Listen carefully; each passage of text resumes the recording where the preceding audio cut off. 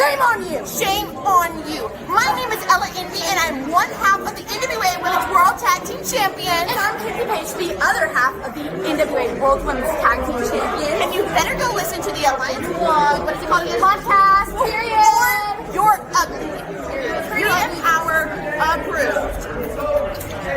Alright, nice.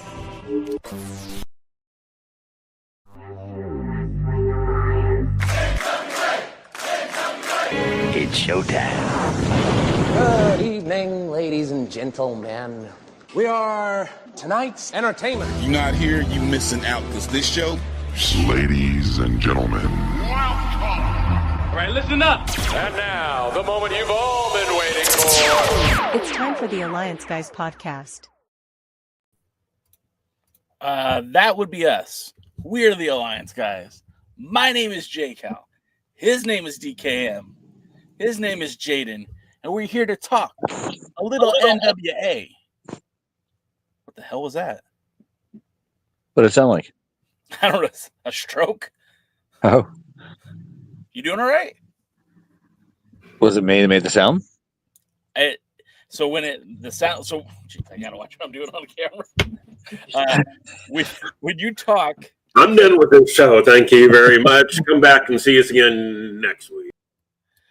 So when you speak, Jaden, the image has a animation behind it. So like, watch the screen and say something. Something. I don't say it. You don't see the gray circle. The lighter gray circle gets bigger when you speak. No. DK, do you see it, or am I going crazy? No, I see it. Okay. I don't. So when the sound happened, that circle around your screen came, so I thought it was you. Anyways, hey guys, this is the Alliance Guys podcast, a presentation of that good old website, alliance-wrestling.com, your number one source for news and information, sorta, for the United Wrestling Network and the National Wrestling Alliance. Again, we are the Alliance Guys, and the plan is on Thursdays. The plan is to talk a little wrestling with you guys, talk about some NWA wrestling, to be quite honest. But, I mean, first and foremost, the news came out, as far as I know, today, that the NWA Women's Tag Team Champion announced that she will be leaving the National Wrestling Alliance. It turns out Ella Envy, one half of currently of the NWA Women's Tag Team, will be leaving the National Wrestling Alliance. In fact, I guess January 1st, she did not extend her contract. She did not renew her contract. And although she is welcome and open to working with the National Wrestling Alliance again in the future, the four-time NWA Women's World Tag Team Champion is stepping away from the NWA. And I gotta, we paid a little homage to Miss Ella Envy at the beginning of the show, but to me, this is kind of a big deal. And the most important part was this week on Power, they had a whole segment celebrating Ella Envy. It was called an Ellabration, which I love the name. And they were literally giving her flowers. And now she's gone. And I'm just kind of, I'm surprised by that. And I want to hear your guys' take. You guys in the chat, I want you to sound off too. But first, we'll go to you, Jaden. I mean, you deal with wrestling promoters, you deal with wrestlers, you've done the whole shebang. What does that mean to you to see a talent who was heavily featured on this program essentially walk away and not return? Or, well, I mean, I shouldn't say not return, but walk away with the idea that it's time to explore new opportunities. It's actually wise for her. And I know that a lot of people, especially in the Discord, were crapping all over her for announcing it. But honestly, a lot of people probably still assume she's with the NWA. And there are people that don't like to work with NWA talent because they can get pulled at any time to do other stuff. So by announcing that, it does make it better for her and better for the promoters that have to, are interested in using her to, to know she's free and clear, and she has no contractual commitments where she can be booked and then have to be pulled. So I think that's wise on her part to get the word out there. I think Miss Envy should come on the Alliance Guys podcast, or maybe a special edition of Jay talking with J Cal, and announce more out there so she can get her name out there, so it'll help her further get the word that she's a free agent and that she's willing to travel and she's got a passport and she's got a reliable car and all that other stuff that she's putting out there. And I think it's a good idea. She does need to branch out. She's been wrestling for 5 years, and 4 of them in the NWA. Yeah. She's only going to get stagnant working against the people she's already working with. She's been a multiple time tag team champion, but they're obviously not going to put the TV title. They're obviously not going to put the world title on her. So they have to do something. She has to do something to grow. And the mortal enemy of growth is complacence. Yeah. You have to be able to take those chances and those shots and to bet on yourself. I mean, look at how many people bet on themselves in wrestling for years and have actually been able to do something better because of it. She needs to bet on herself. She needs to get somewhere bigger, or lots of places. She can go the Matt Cardona route, show up everywhere. Show up in the NWA, show up in Impact Wrestling, show up in AEW, show up in Ring of Honor, show up in United Wrestling Network, show up in whatever else she can get her booking on. And by going out there and wrestling different people in different areas, you learn so much. Wrestling in California is way different than wrestling in New Jersey, and it's way different than wrestling in Texas. So, by wrestling in front of different crowds against different wrestlers, you learn so much to actually grow. And that's the ultimate. If you're not learning, you're staying still. If you're not moving forward, then you're falling back. Yeah, that's absolutely true. And, the thing about it too, and DK, I certainly want to hear your point, but I mean, she even said wisely, I think, that she wants to give it a go, trying her luck at the West Coast. And she already made the first announcement that during WrestleMania weekend, she'll be in Las Vegas I can't remember what the show is called, to be honest with you. It's not a promotion I follow regularly, but it's like I think like Premium Pro Wrestling or something like that. And good on her. I think that's a smart strategy, a good move to get her name out there, to get herself noticed. And DK, obviously, I mean, you're now tipping your toes into the world of promoting wrestling. And I mean, what are your thoughts on this? Like, is this a big loss for the NWA, or is this just business as usual? Is this just regular talent moving on? I think it's regular talent moving on. Okay. In the sense, like Jaden said, they don't seem interested in, giving her a singles career. And so you might as well move on. She's done everything she can do there. They're not going to put a singles title on her. And, she's been around for a while, but the TV title went on, Big Mama, who we haven't seen since she's won the TV title. And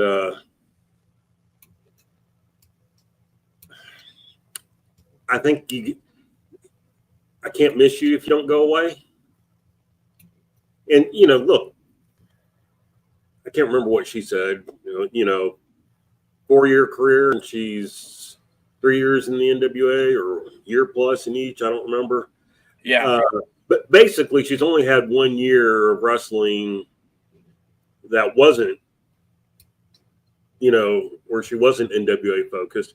Yeah, go out there.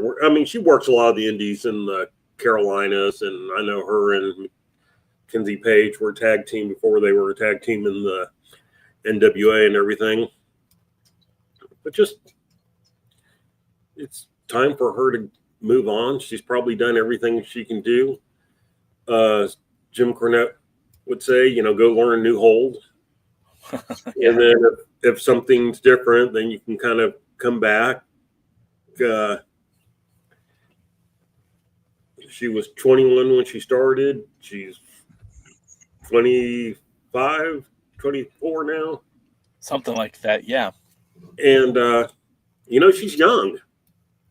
When you're young, that's the time to take the opportunities. Go around.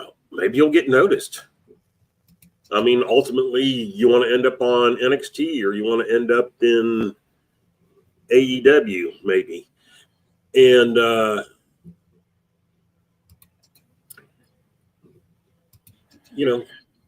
now's the time. Pursue your dream.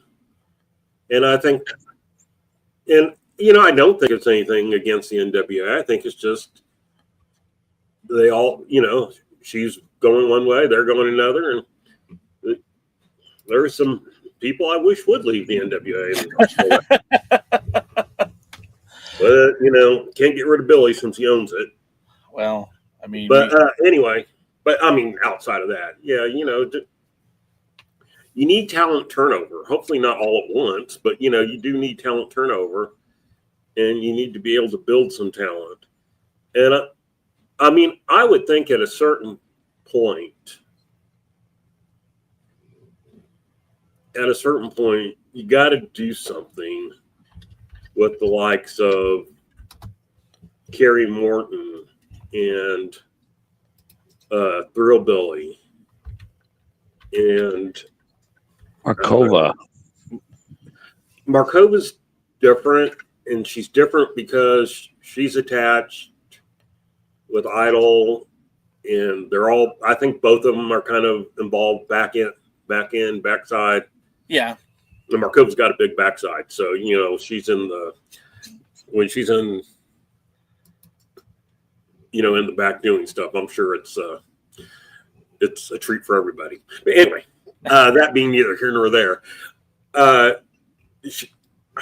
don't know that I don't know that she's in the same boat as some of the other talent. Now, she might be, and if she is, yes, then the time's going to come with her where it's like you either put some titles on her or, time for her to ship off and wrestle elsewhere. Yeah. Yeah. And, go learn that new hold. And,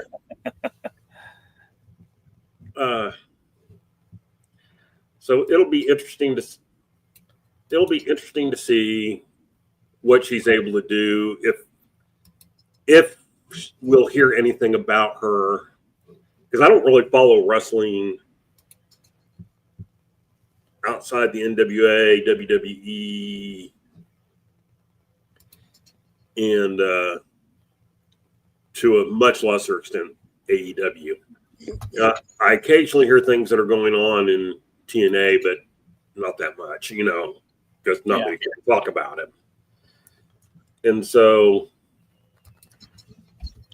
it'll be interesting to see if I still hear her name. I follow her on Twitter, but or X, but I'm not on there a ton, so I don't know how much she actually posts or anything. So, I of course wish her the best. I'm like Jaden. It'd be great for her to come on the podcast, talk about what her goals are, what what she's looking for. And you know, I understand that you might know somebody out in California that, you know, maybe they would be willing to book her. So I said on the live stream chat that I've already plugged.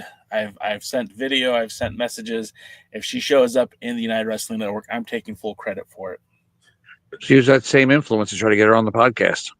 Yeah, well, like I can't influence talent to do anything, but I can certainly influence promoters to give it a shot. You got an easier job influencing talent than promoters nowadays. Yeah, even ones you know. You know what's crazy, and I say this, and you guys all know this, and you guys know this. The guys watching in the chat might not. Only guys like Sean Mega, or Big Christoph. It was never difficult getting talent to come on this show back in the olden days. And I don't know. I don't know if there's some sort of manifesto or some sort of unwritten document that says, "Hey, don't do Jake Hal's podcast." But it's not an easy grab anymore. And we're here to publicize and talk about the NWA. We're here to promote people and get people noticed.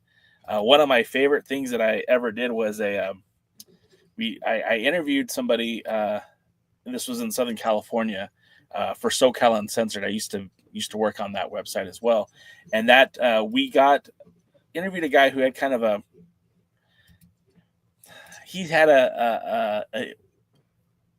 couple of bad decisions that he made. Nothing violent, nothing illegal, nothing like harmful, but he did some things that would have kind of hurt your career.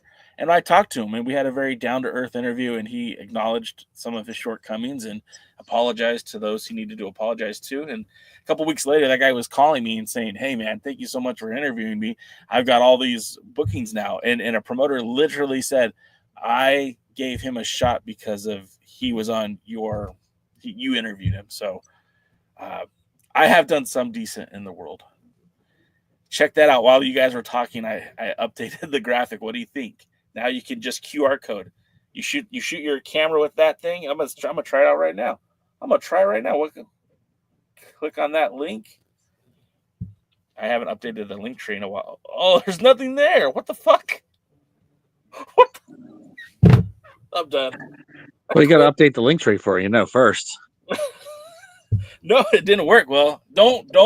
I got to figure out what happened there, but that looks nice, right? Tell me I did a decent job. I'll get it. You did a decent job. it was okay.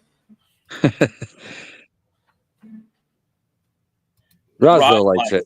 Yeah. Screw you guys. Thanks, Roz. No, but one thing that you also have to realize when it comes to women wrestlers too is they have a much more smaller window to capitalize on opportunities.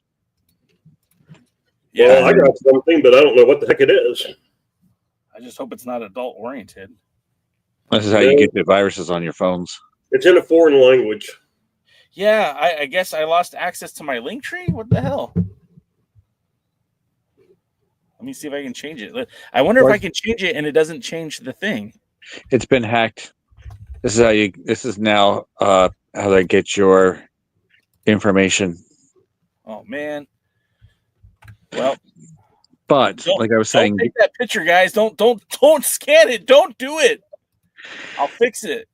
This is how, unfortunately, like I was saying, though, women have a smaller window of opportunity they have to capitalize on too. So they have to make decisions faster and be willing to expand their repertoire and their horizons much at a higher rate, just to keep it up to date with the professional wrestling business.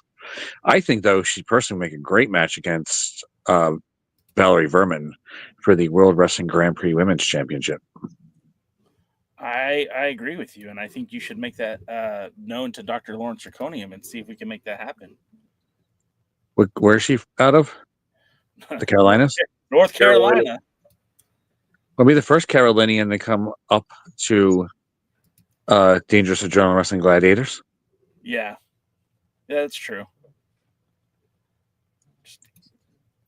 Don't scan that, guys. Don't scan it. Don't scan it. Buy the shirt. It's not to the. If it was to the shirt, I'd say go for it. But I should have really checked it to see if this worked before I uploaded it. But we'll see.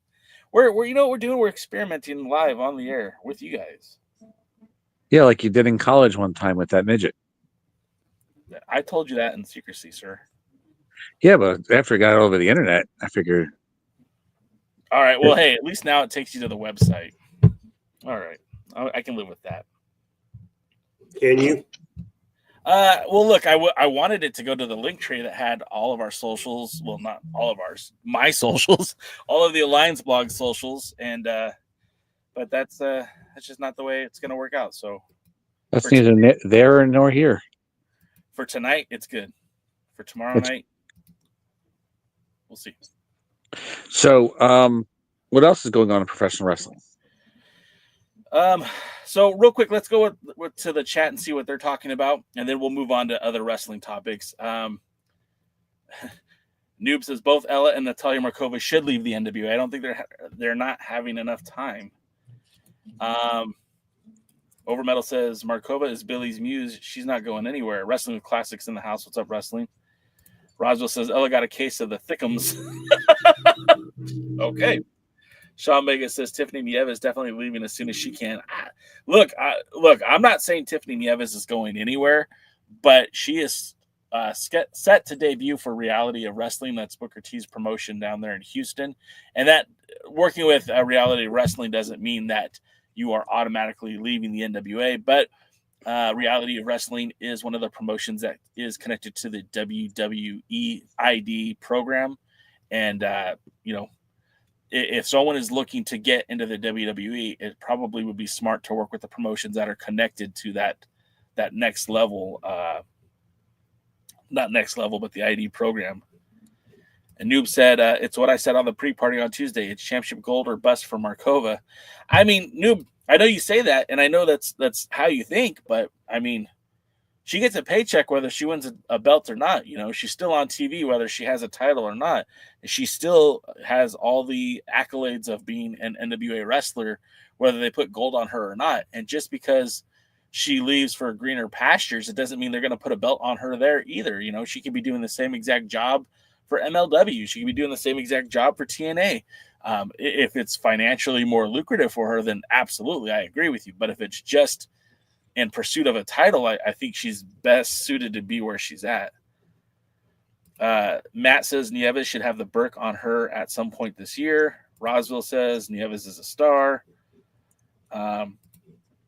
Matt says, I imagine they turned the Page Girls face so that Nieves and Haley J can be the heels of the division. And then Matt also says, agreed, Jaden, which begs the question, is investing heavily in a women's wrestling a bad move? Remember, Billy used to say women's wrestling is the future of the sport. I still do believe women's wrestling is the future of sport because half the damn slightly higher than half the damn population in a state in this country, is women. And here's the thing. I don't know if I'm the old one. I'm sure DK and maybe Jay will remember, but I don't know who remembers All Japan Women Wrestling.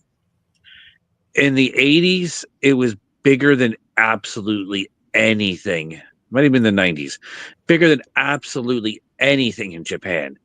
New Japan now doesn't hold a candle to it. Nothing in Japan has ever held a candle to the popularity of All Japan's women in its peak because it transcended professional wrestling. That was the Spice Girls and Taylor Swift and Powerpuff Girls and everything popular that you've ever seen here in the United States for women all rolled into one in Japan. It was a cultural phenomenon. And the Crush Gals and everybody else associated in those days were rock stars to young girls. And it never really happened in the United States. It came close a little bit with Lita and Trish. It came close a little bit more with the Divas Revolution, especially Becky Lynch. But I believe if somebody knows how and can truly capitalize and make the women something special to young girls, teenage girls, young women, middle-aged women, and all of that, and just make that something like they did like the All Japan Women did in the 80s and 90s, I really, really believe that could set professional wrestling on fire. The men are right now,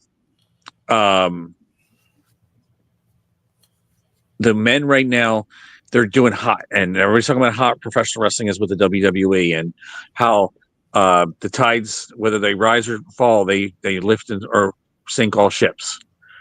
And right now the tide's high with the WWE, and it's making wrestling in general a little bit bigger. People know how to capitalize on it. But if they could just find a way to take that other 50% of that population and make it as special to them as it was to all of the male wrestlers growing up in the 80s and 90s, then I think right now that is what they need to do. And I know a lot of people hate women wrestling. I know Jay does. I had to. I'm sorry. And I know a lot of people don't. They don't pay attention to it. It doesn't draw ratings. The reason it's not drawing like it should be or could be is not necessarily the talent's fault. It's actually the people in charge. And people are like, oh, but the women wrestlers aren't as good, and they're not as talented, and there's only a few really, really good women wrestlers, and the women are too small and they're too skinny. But they need to be out there right now to build that audience. It's only going to get bigger and better as time goes on. I mean, professional wrestling, there was a lot of professional wrestlers locally in small little promotions, but there wasn't a lot of big time wrestlers that could have been on big time television back in the day. Yes, Gorgeous George was one of them, and the stars of the Dumont Network were one of them back in the early days of television. But there wasn't a lot of really good professional wrestlers out there, and it wasn't until the WWF truly capitalized and stole the best talent from everywhere that you saw that to be able to be done. For women wrestling to be great, and for a lot of great women wrestlers out there has to be opportunities for these women wrestlers, and there has to be opportunity for these women to fall in love with wrestling, to want to become wrestlers. And that's why it really does need to be out there now. It just needs to be booked so much better. Well, question. Well, you bring it up, and so let me touch on it too. Like, I think about like women of wrestling. We had Ray's on the pre-party earlier, or I guess late last year, and she joined us to talk about some of the things that were going on. And first of all, Ella Envy, I think, is a perfect example of someone who could succeed in women of wrestling. But more importantly, like, there's obviously that's what I'm looking for.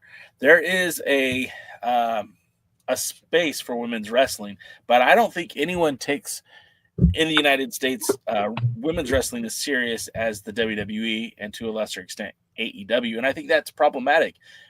In the early 2000s, we had promotions like Shimmer and Shine that really tried to capture the All Japan style of women's wrestling, the AJPW style of wrestling, where it was less about the appearance of the women and more about their talents. And it's a shame to me that nobody has really stepped up to that occasion. Like, you have some very talented women in AEW, you have some very talented women in the WWE, but it took having Ronda Rousey to come into the main event picture to give them a title match or a main event match at WrestleMania. And I think that's just a shame. And I think there is opportunity for women's wrestling to be taken more seriously in this country. And I think it will if the right people get involved. And I grew up watching Glow, the Gorgeous Ladies of Wrestling, and that was always tongue in cheek. And that's kind of basically what WoW is today. It's even though I feel like there's some really great talent in WoW, by and large, I think a lot of them are just models, former models who decided to give this wrestling a try, or actresses who decided to give this wrestling thing a try. And I really wish that there was a promotion that just, really did push women's wrestling. I think one of the factors that the WWE really needs to do now is find a way to get an all women's wrestling promotion. They could have the multiple titles. They have 2 women's world titles. They have 2 secondary titles. They have 1 set of tag titles, and then there's all what's on NXT. But what the women actually need is their own show. Still be featured on Raw, still be featured on SmackDown, still get spots on Main Event and NXT and anything else that's out there, and Speed. But they really just need a actual dedicated women's program. They needed that way more than they needed secondary women's titles, in my opinion. Way more. Where do you think they could like that, would that be like a Peacock exclusive? Would that be something they use on YouTube? I mean, look, with WWE, and because we're talking about them specifically, they literally created a title and a somewhat of a division just exclusively for X, and they crowned a men's speed champion. And I didn't know that there was a women's speed champion until today. Candice LeRae is the women's speed champion. Do you think it would make sense for the WWE to maybe partner with YouTube and create a women's program? I think they need it somewhere. I think NXT, I mean, actually, Netflix would be a perfect spot.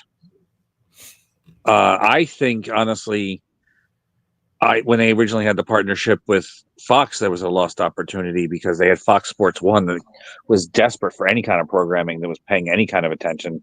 Still to this day, Fox Sports 1 is a very forgotten about sports channel. And I think that could have been something they should have done on that. But Netflix is perfect. They can record it after NXT or before NXT. It just needs to be even if it's just a 1 hour program right now, it'll be great for them to. I don't think it should be before Raw because they're doing speed and they're doing a main event still. But after NXT or after SmackDown, maybe, I think it'll be perfect for just a 1 hour program featuring just the women wrestlers, or do a studio. They have the space. They have places that they can do it in their new Titan Tower, the new tower they have in Connecticut. Just do something, because if you want to make money with women wrestling, you have to capitalize now, because Becky Lynch isn't going to be there for long. She's technically not even there now. Who knows how long Charlotte Flair is still going to be wrestling? How long until Alexa Bliss has another baby, or Asuka decides to give it up, or anything like that? All the top women wrestlers, Rhea Ripley and Liv Morgan, they need to capitalize on it now, because while there's some coming up, there's not those ones right now to replace those big stars there are. Nobody on the horizon is really showing that they may be the next big thing right now. And I think that's what they need right now, is capitalize on it while they can, because they could use Rowdy, they could use Rhea Ripley in one segment, and then they could use a wrestler from SmackDown in another segment, and they could use a wrestler from NXT in another segment, and that gives them 3 segments on a 1 hour program that they could broadcast, and they could just keep rotating through the big women wrestlers and build up some kind of storyline or something, and give these ladies a chance to actually promo, because some of them are not bad. I mean, some of them are god awful, but some of them are actually can talk. Sure. DK, you have anything you want to add to that? Who, me? Yes, you. I'm not as enthusiastic about women's wrestling as Jaden is. I remember the Old Japan women, and I remember how big it became, but I think that was kind of a lightning in a bottle type situation. I don't know that you can redo that now. And, men watch more women's sports than women watch women's sports. And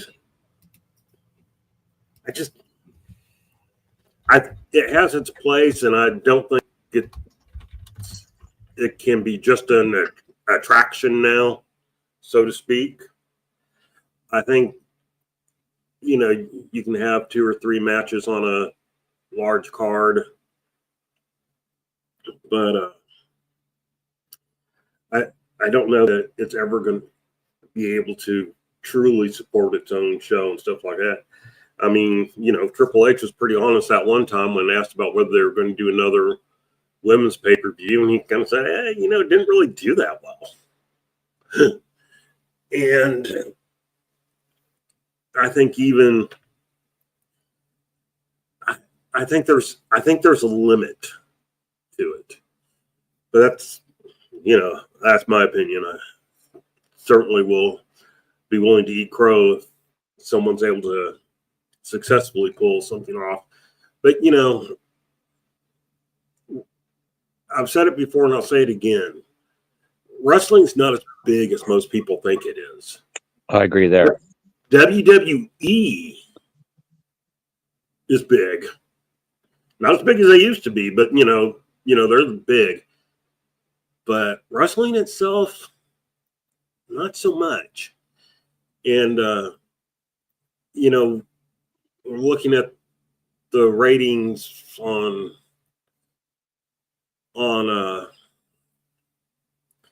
AEW, and people were predicting they'd go down because everybody was going to switch to Max to watch it, and they actually were up a tad bit than the week before.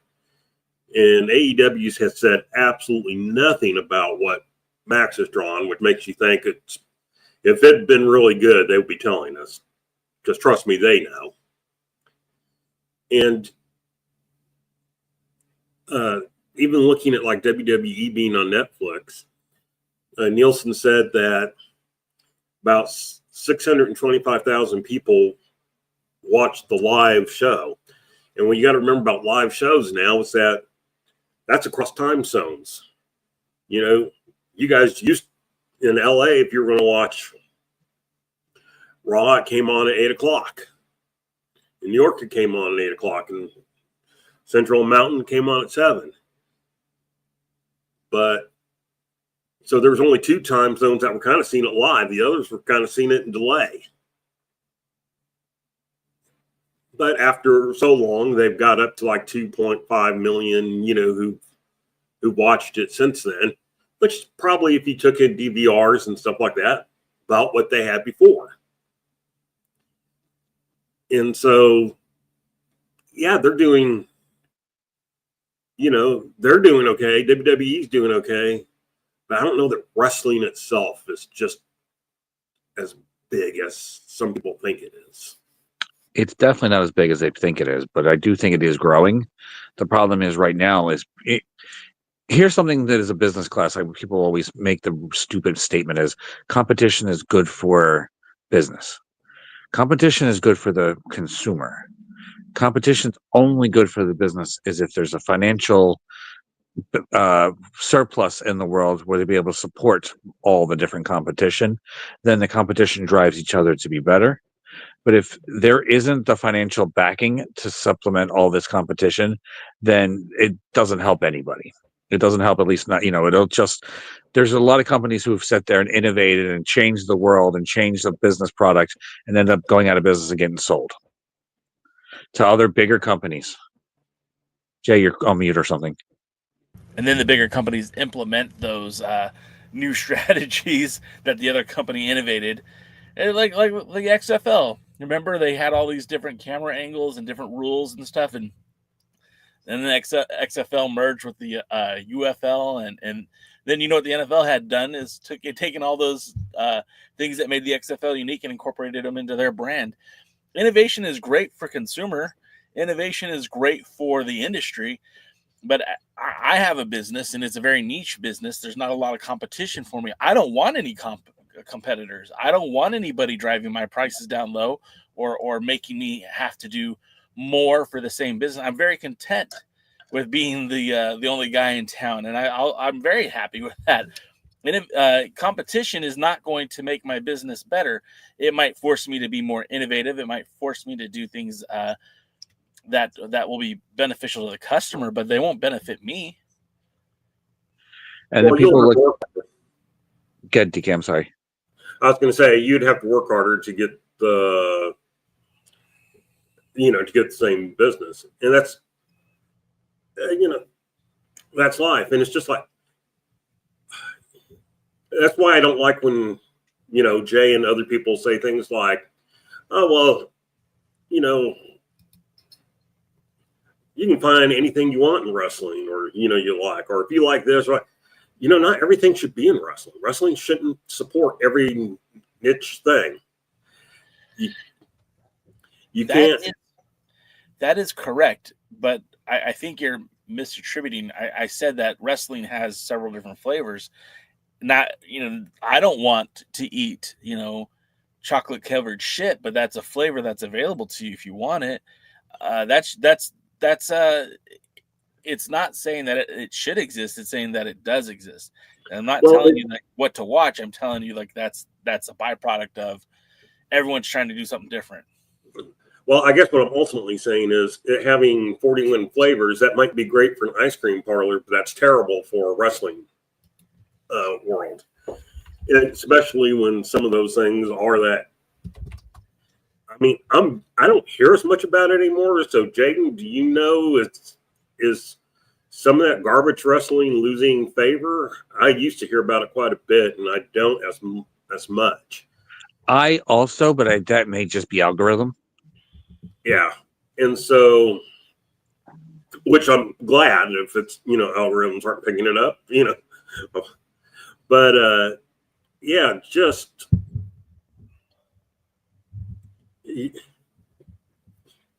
indie wrestling has a bad reputation in a lot of places because a lot of indie wrestling is bad. And, that makes it hard for people who are trying to put out a good product. I'm sure it's a struggle Jason has, when you got Jaden, sorry. All right. I'm sure it's a struggle that Jaden has, if you're one of the top promotions, but there's 20 other ship promotions, within driving distance. That's pretty much New Jersey wrestling right there. And there's buildings that I cannot get for Dangerous General Wrestling Ladies. Like I go out and try to get buildings for Dr. Zirconium and stuff. There's buildings that won't have anything to do with wrestling. There's buildings that still won't have anything to do with wrestling because of Dennis Carluzzo. People have long memories on that stuff. And if you're talking about real quick, if you're talking about competition, you're like, well, look at WCW and the WWE, WWF. That was a product. The 90s was a world of plenty. There was very good economy in the 90s. We were all doing very well for a long time in the 90s. It was great. And there was a plenty of talent out there because of WCW and WWF and stealing from other promotions like USWA and ECW. There was a reason that did well because there was enough financial surplus out there to be able to support two big companies, and those two big companies were actually two big competitive companies, especially in the late 90s, like the 94, 95, 96 and on. There was a reason that did well because it was everything you needed. The companies themselves were both creating excitement and creating good storylines. Right now, the WWE is the big time, the major leagues and everything else, and where the WWE goes, the industry follows. But if AEW could actually do something and make it so it's competitive and put on something different that people want to see, and I don't mean the people that are already watching wrestling. The worst thing you can do is promote the people that are already watching wrestling. A lot of the best indie promoters around here don't necessarily go to other wrestling events. They do, but they don't spend a lot of time going to other wrestling events and promoting there. They go to football games. They go to baseball games. They go to other venues and other ways to go out there. When there was a local GNC out there, yes, it was promoting outside the store and doing what they could to put out flyers and whatever, but they were going to other local gyms, which makes sense, but they were also going to town events to get the word out there. And that's when that GNC was doing its absolute best, when there was somebody actually going into multiple different venues and multiple different things, gyms, but also sporting events and town events and doing whatever it could to get its name out there. And that's when that store was at its absolute best. You have to branch out to people that aren't your fans, because your fans can only give you so far. You have to create new fans. And that's how you do it, is by going in places and getting people that aren't necessarily watching the product now. You need to get people to never watch wrestling, and people who only kind of watch wrestling, and the people who somewhat watch wrestling, and the people that hate wrestling, and get them all to watch. Real quick, I just want to point a few things out that were in the chat, and I just want to make sure that we're all on the same page. Willie, yeah. Or not Hangman Page. Willie, the reason why we were concerned about your well-being is that this was written in the screen. And we're like, wait a minute, did you get hacked? Or did you get kidnapped? And so that's how you would tell he got kidnapped when he writes that. That's like, write that one thing to know that you're okay. Good. Yeah. So Willie, I hope you can understand why we were concerned in the chat. It just seemed a little unlike you to cheer on the man who will remain nameless, and we hope you feel better.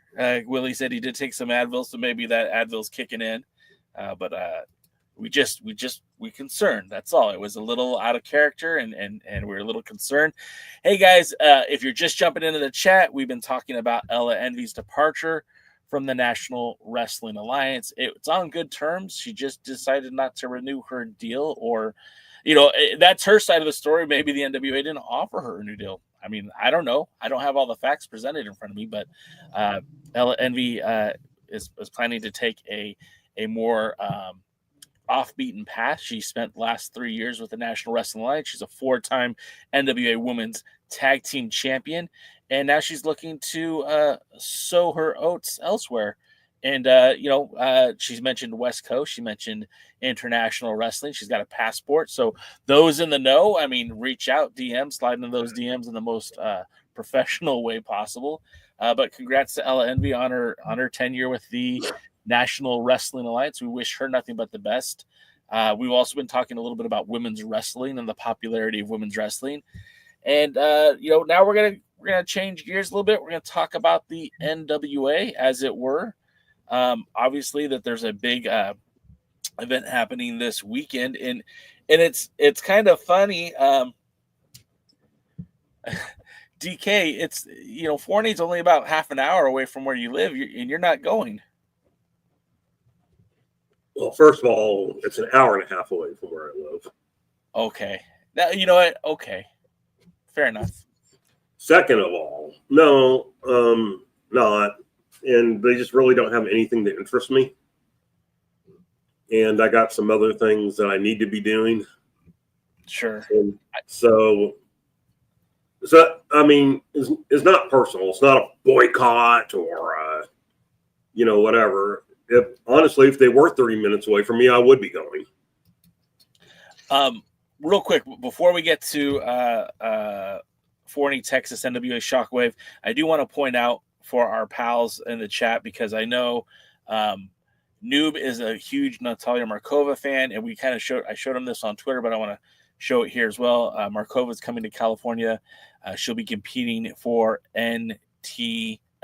That's New Tradition Lucha Libre out in Palmdale, which I know that's where Steve G lives. So I don't know, Steve G, if you want to check out Markova in person, she'll be out there for NTLL. Also, Markova will be a part of the Jericho cruise. I don't know if anyone's going on that cruise, but that's actually supposed to happen at the end of the month, where she'll take on Amir Blair as part of the tournament to crown the Oceanic champion. And so Markova is set to work both those dates. I guess she'll also be somehow, some way, figure out some time to work with the National Wrestling Alliance. Anybody ever see the movie Overboard? Yes. Right now, with all the original was my favorite. Go ahead. Yes. And recently there was a cruise that had to come back to New Jersey because the waters were so rough that they were literally being thrown around and waves hitting over top of the cruise liner. Any chance that maybe the waves will push Chris Jericho off his own cruise and he ends up thinking he's a carpenter or something? I don't normally want to celebrate bad things happening to people, but I wouldn't hate that. The other thing I wanted to point out too, for those of you who are following New Japan Strong here in the U.S., our good friend Steve G is a Johnny Robbie fan, and I just want to help him out too. That Johnny Robbie will be part of the elimination match at the pay-per-view event in San Jose. I think it's the Battle of the Belts. Viva Van, Hanako, Makia. I'm butchering the names, and I apologize in advance. Mina Shirakawa, Anna J, Trish Adora, AZM, and of course Steve G's favorite, Johnny Robbie. Johnny Robbie was a standout for the United Wrestling Network. I don't think the United Wrestling Network is going to be. I don't think Johnny Robbie will be back for the United Wrestling Network when they return. And then Jeremy says, just watched Overboard with Goldie and Kurt a few months back. Love that flick. Nice. That was one of my I remember watching that as a kid and really enjoying that film. Now we'll get to more. We'll get to more the NWA talk when DK gets back, because I don't want to start getting into it without him being here. Are there any more questions in the chat that I can answer? Well, we'll just kind of go through the chat, and then we'll go from there. Roswell says, I'll be heading to Portland, Oregon, February the 22nd for the PW Expo. I'll be gathering information on the return of that promotion. Cool. We love to hear it, Roswell. Roz also has a podcast as well, live stream that he's doing on YouTube. I don't know if that's live or if it's pre-recorded, whatever. Roz, hit me up later so I can start helping you get some our audience to check what you're doing out over there. Or maybe he could be part of your little network there. Well, he's doing his own thing, and I don't want to hamper his, harsh as mellow, hamper his style. But who says you can't do both? There you go. That's no one's saying that, of course. I had 2 different kinds of tacos today. You could have 2 different podcasts. Did you have American and Mexican tacos? No, I had no white people tacos today. I definitely had Mexican tacos. I had white people taco, and I love those. I do love white people tacos, by the way. But no, I had authentic tacos today, and I had pollo, which is chicken, and I thought that was funny now, and then I had chorizo. Chorizo's the best. It is. It's so greasy, went right down my hands, like arm, but I loved every bit of it. If either one of you guys ever come to California, and if the place doesn't burn down because of all the fires, there's a place in the city of Paramount, which means nothing to you guys, but wasn't far from where little J. Cow grew up in Lakewood, California. And Paramount, there's a restaurant called Casa Gamino, and they have very authentic Mexican-American food. I'm not going to say it's authentic Mexican food because there's a hell of a lot of cheese and beans and lard and rice and all the good stuff that makes Mexican food great. They have a dish called parrillada. It's a mixture of bacon, bell peppers, onions, tomatoes, steak, chorizo, and every time I eat it, I feel like shit the next day. But as it goes down, it's the most incredible thing I've ever had. Get rid of the vegetables and I'll eat it. You know what? I don't think you would notice that that they're there. It just all kind of has that flavor. So, and then in the chat, someone asked about the fires. I think it was Dodie. I don't think Steve G is super close to the fires, and luckily I'm not either right now. Of course, we've been having some crazy wind here in California. It's been wild, and literally where my business is at, the power's been off since Tuesday night. So it's been a little weird. They've been threatening to turn the power off out here. So if I disappear from the podcast, just assume that it's a crazy windstorm. Let's see. Chris Henry says, just coming in to say how upsetting it is to hear Ella Envy is departing the NWA with her being out of the Henry sister circle.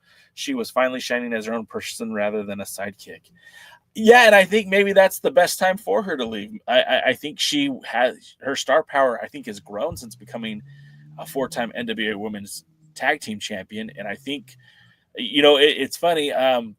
We know her, right? But I don't think she's well known by a larger audience, and given the opportunity to start testing her own merit and getting out and getting booked outside of the NWA. I don't believe the NWA has any restrictions on where its talent can work outside of, the competition, obviously, like the WWE or AEW or MLW. But I think that Billy's been pretty cool about letting his talents work on the indies. So maybe she just wants to have that freedom to do whatever she wants, which is great, Willie Bowen says that he loves Bull Nakano and from All Japan Pro Women's Wrestling. And there's a lot of talk about that. Let's see. And so Roswell's going to be giving us updates on what's happening in Portland in terms of that wrestling promotion coming back. Now, DK, I held off on talking NWA because I know how much you love talking the National Wrestling Alliance. And, of course, in Forney, Texas this weekend, they are going to be presenting the Shockwave, and they'll be holding an 8-man tournament to crown a number one contender for the NWA World Heavyweight Championship. What do you think about that, DK? I mean, and I'll ask your opinion on that too, Jane, but like, how do you feel about using tournaments to crown number one contenders? How do I feel about using tournaments to crown number one contenders? I think it's unnecessary. Okay. You know, New Japan had a business model where they did lots of tournaments. And then one of the first things that happened when some management, ownership, whatever changes took place was they decided, maybe we shouldn't be doing so many tournaments as they seem to be burning out people. Yeah. And, you know, tournament's great to fill a championship. I much prefer a tournament to filling a title than, you know, multi-person matches or, you know, even just the two top contenders, blah, blah, blah. But for a number one contender, you should have a number one contender. Well, you do have a number one contender. You're a national champion. But you should have a top contender just based on the fact that there should be somebody there that people really want to see face the champion because, you know, they're the other side and they've been winning a lot. So, or they pin the champion in, you know, the tag team match or something. I mean, you know, there are ways to build people up. The only thing this tournament will do is hopefully give a person, you know, 3 or 4 wins to so you can go, hey, see, this person's been on a winning streak and now the number one contender. But I haven't cared for some of the names that I've heard about being in it. Do they have all 8 named yet, or all 7? Since I know I haven't heard the 8 names. In fact, the only names that I know were the match that was set up for a play-in match using Sam Adonis from Lucha Libre AAA, Tyler Franks, who I'm not super familiar with, and Colby Carino, former World Junior Heavyweight Champion. The 3 of them will be fighting for the 8 seed for this heavyweight championship number one contenders tournament. And we still don't really, as far as I know, unless you guys have heard something I'm unaware of, it seems like I don't know. I don't know what to say about it. Well, they announced somebody. I don't remember who, though. I don't have that information in front of me. Jade, now, what are your thoughts on tournaments as a way to determine a number one contender? It's stupid. You should have good booking to determine contenders, and wins and losses should matter. You know where tournaments are helpful? When they're creating a bunch of people who are about to break out or are real close to breaking out, and you create a tournament to create a new star, like the King of the Ring kind of was meant to be done for. I think that is what a tournament is useful for. I loved back in the day the All Japan Carnival of Champions and the tag team tournament they did. And New Japan had a decent one too. And I love New Japan's. Their big thing was the best of the Super Juniors. And locally around here, there was the Super 8. Yeah. The Super 8 locally was able to create new stars.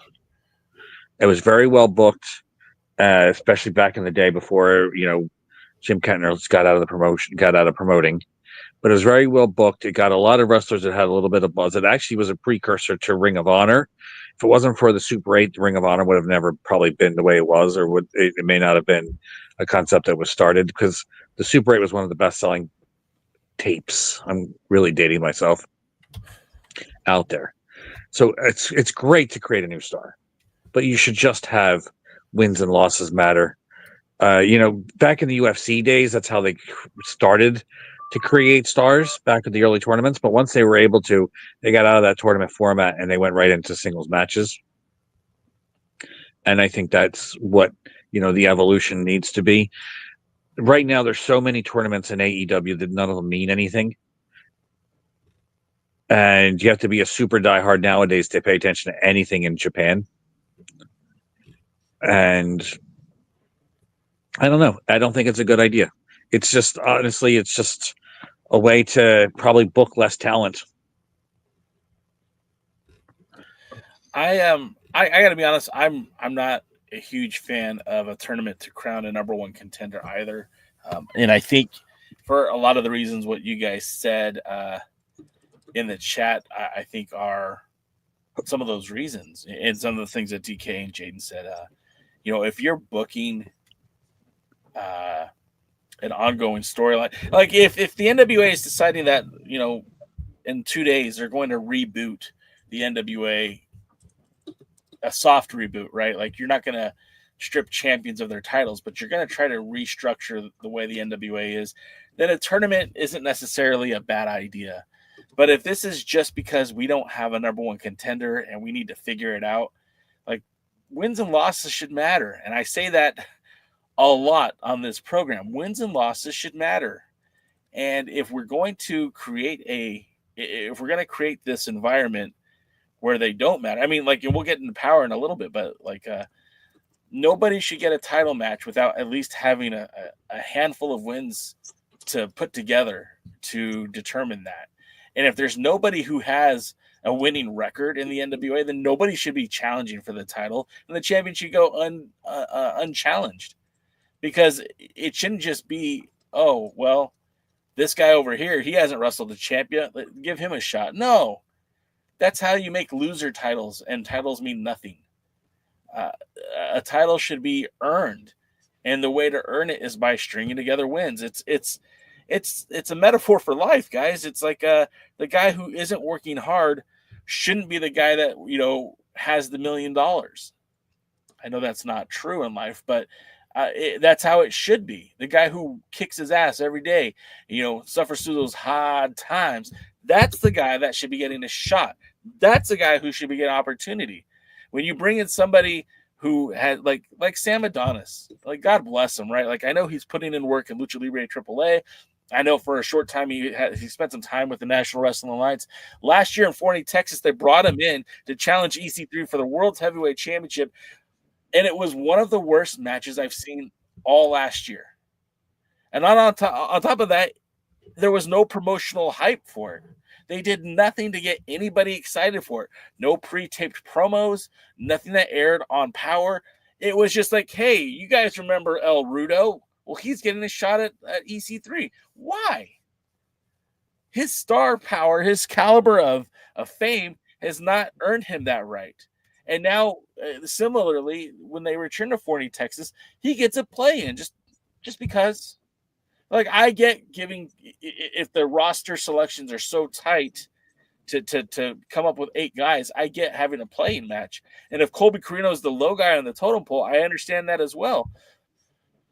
But putting Sam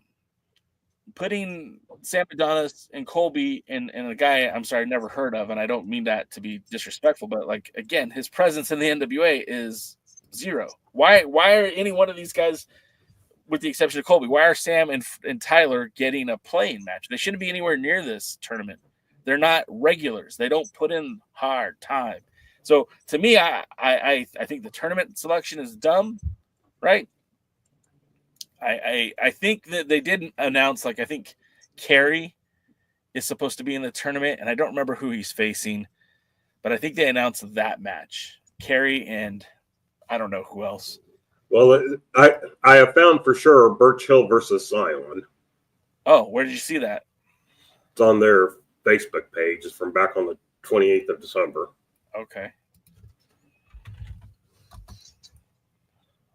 I must have missed that one. Yeah, Kerry versus Wrecking Ball Legursky. There you go. So those are the only 2 that I can find have been announced. So 4 out of 7 people have been announced. I don't mind 3 out of those 4 wrestlers, and I could at least somewhat tolerate Zion-ish. I liked him better when he was somebody else, but yeah, We all did. Okay, so it's kind of hard to predict that matchup, considering like we don't really know who is going to be in what role. So, I mean, I guess the question is who would you like to see win this tournament, Jaden? Throwbilly. Okay. And what about you, DK? Throwbilly, who hasn't even been announced for it yet, but he better be. He better get announced and he better win. I'm just posting some of the comments. Doty says Tyler Franks is active in Crossfire. If we want to talk about territory representation, that's cool. I mean, look, I'm happy for it, but I don't know him. And we had a territory show that I don't know that he was featured on. And if he was, it was in a limited capacity. It certainly wasn't anywhere near the world title. Noob says tournaments in wrestling is borderline dumb. Steve G says he likes the way Japan does their tournaments. Jeremy says tournament wrestling equals lack of vision and proper booking. Doty says, yes, Willie, all Japan have the Champion Carnival, World Strongest Tag League, the ODO tournament, the Junior of the Battle of Glory, and the Junior Tag Battle of Glory. Overmetal also says attorney is a great time to bring in some talent stories from the territories. Again, no holiday, no PBS, etc. I think you meant I don't think they've brought anybody from the territories yet. I mean, according to Doty, it sounds like Tyler Franks is from Crossfire. But let's get to some matches that we know have been booked. We see that they've been advertised. First one, hair versus mask match, Lev versus Gags the Gimp. Lev has been kind of part of that freak show storyline with El Gran Apollo's son, who's why can't I think of his name right now? It's not Azrael. Do you guys know his name? No? Anybody in the chat will know it. Elio del Apollo. Yeah, there it is. Pollo del Palo. Pollo del Palo. No, gosh. He was Alex Misery. Yeah, Alex Misery. Good on you for getting that. That's a good pull. So they kind of had a feud, and Billy on commentary was hinting towards them teaming up. Danny Dills mentioned how both him and Lev are weird, and then Gags is one of these weird guys too. And then they did that whole thing where Gags and Lev kind of had an altercation on TV, and then were hit by I'm terrible with names tonight. Another wrestler, and now all of a sudden this is a hair versus mask match. Without sounding too condescending, like I think this is just a waste of time. This is the only person I care about is Joe Ocasio. I like him; he's a good talent. Joe Ocasio was the one that came in and attacked them both with with a Singapore cane or something. So, yeah, I'd rather see Joe Ocasio wrestle. Then the other match that has been announced. Alex Misery is getting a TV title shot at Carson Bartholomew Drake. Now, as I've said in the past, let me go back to this real quick. Who do you guys want to see win this one? DK, who's your choice? Should Gags keep the mask or should Lev keep his hair? They should do Gags like they did Question Mac, where he loses, but they cover it up so you never really see who it is, and Gags just disappears forever and ever. And maybe another wrestler who used to wrestle for the NWA can come back and make occasional appearances or just work backstage. Jaden, do you have a choice? Lev or Gags? Flamethrower. Gags the Gimp. I don't know, man. I'm not excited about this match at all. I think the gimmick Gags was never really over with me. So I guess I'm okay with seeing that disappear. So I guess I'd give the victory to Lev if I could. And the thing about this is we're not going to see this match until probably March. And I'll probably never say it. March. Say that again, DK? So we still won't care about it in March. No, we won't. Real quick in the chat, Let's see. Noob says, "Don't care. Just have Gags take off his mask." Dodie says, "It's time for Gags to remove his mask, or yes, he better disappear forever." Noob also says, "Gags losing, time to take off the mask." So it sounds like they're more on my side with Lev getting the victory. Not that anyone's clamoring for this match. The next up that I just had up here was Alex Misery challenging for Carson's television title. Now, this is a kind of match that, again, I'm not a huge Carson Drake fan, but this is a match he needs, right? Like, Alex Misery did get a victory recently over Lev that was on television, and having a victory over Lev kind of gives him, in reality, it would be 2, 3, 4 matches before he'd get to this point. But hey, it's a step in the right direction. I think Carson Bartholomew Drake continues to hold the TV title after this match on Saturday. But, I think this is, at least storyline-wise, booking-wise, this is the right way to use the television champion. Jaden, do you agree? Do you disagree? I kind of liked Alex Misery. I liked him better than Roundoff. What was the guy's name? The backflip guy? Jack Cartwheel. Yeah, that's it. I liked him better. I actually do like something about him does stand out. I think they could actually do something with him. This is where I wish they still had the crap. What were the former NWA Tag Team Champions' names? I can't think of now. The Mexicans guys. La Rebellion. La Rebellion, yeah. The Puerto Rican and the Mexican. Yes, the Puerto Rican and the Mexican. I think he would have been better with them. Honestly, I think that would have been a good association, and he could have done something with them. Maybe have La Rebellion there, especially because I think it probably would help in Texas and team up with Misery against the Southern Three. But I kind of hope Alex Misery wins. I think Carson Drake needs a bout with some creatine and some beta alanine and some HGHB maybe and some HGH and some any other kind of initials to help him get himself a little better shape.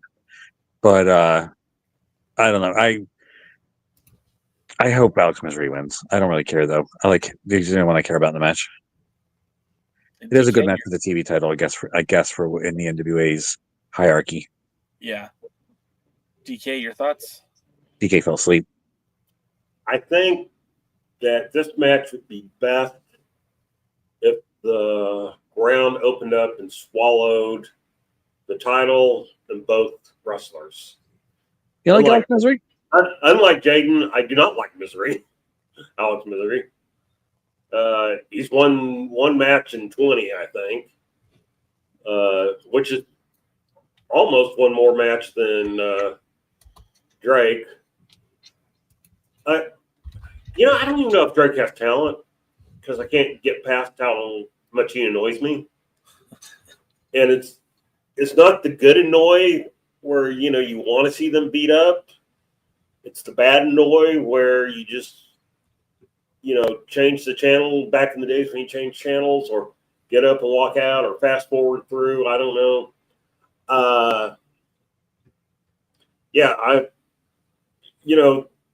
Matches like that are why I don't want to drive 90 minutes to see a show. Correct. A letter from the Department of Corrections and Retractions. I misspoke earlier, or I was incorrect. Alex Misery has not won a single match while working with the National Wrestling Alliance. The match that I thought he won was actually ended in a no contest between him and Lev, which was back in the end of October. So, ouch, right in the ouch spot. His time in the NWA has been fickle at best. He lost to Lev in 2024. He lost to Cartwheel for the number one contendership for the junior heavyweight title. At the FTW NWA Showcase, he lost to AJ Francis. He lost to Colby Carino. Him and Colby Carino went to a no contest. Teaming with Mecha Wolf, they lost to Daisy Kill and Talos. He lost to Jake Dumas. He lost to that dumbass? Yeah, he lost to Mecha Wolf and he lost to Joe Alonzo. So in a short time, Alex Misery has the only match that Alex Misery was on the winning side of is when he was a part of the hardcore tag team war at the first Solwyn pay-per-view when he teamed up with Magic Inc., Cody James, Jake Dumas, and the Miserably Faithful against Koa Loxamana, Magnum Muscle, which was Dak Draper and Mims, and the Miserably Faithful, Gags the Gimp, and Sal the Pal. God, it's so bad. It's really you needed cocaine to care about that match. So again, that will be a match I think a lot of people might decide. I mean, look, there's two matches that no one here seems to care about, and so looking at the rest of the card, we do know that they have this mixed wrestling match. It's going to be Natalia Markova with Brian Idol in her corner. Brian Idol is now injured. He is now unable to compete. Markova will be taking on Hunter with Kylie Page, who Kylie Page should be coming off of injury soon, but maybe not in time enough to make this signature live event. But we'll get another intergender match between Markova versus Hunter. Now, Markova has had a few intergender matches while being in the NWA. Most of those as a tag team partner. But first of all, Jaden, what are your thoughts on intergender wrestling, and what are your thoughts on Markova taking on somebody essentially from Crossfire? Fans and promoters that book intergender wrestling are generally perverts who just want to see women get fondled and aren't able to do it themselves, so they live vicariously through other people watching women get either abused or abuse men to fulfill their sick sexual fantasies. That's what I think intergender wrestling. Unless, unfortunately, the late great Andy Kaufman's beating up women, then it's kind of funny. Okay, DK, what's your take?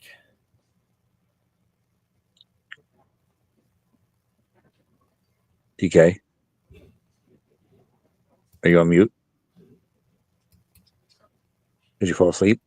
I'm back. Okay. Sorry. Dog wanted out. We're talking about how much you love intergender wrestling. Oh, the thing about this whole thing is Hunter makes me sad. Every time I see Hunter, I get sad. Why? Because Hunter There's no is Y in everything. Jaden, by the way.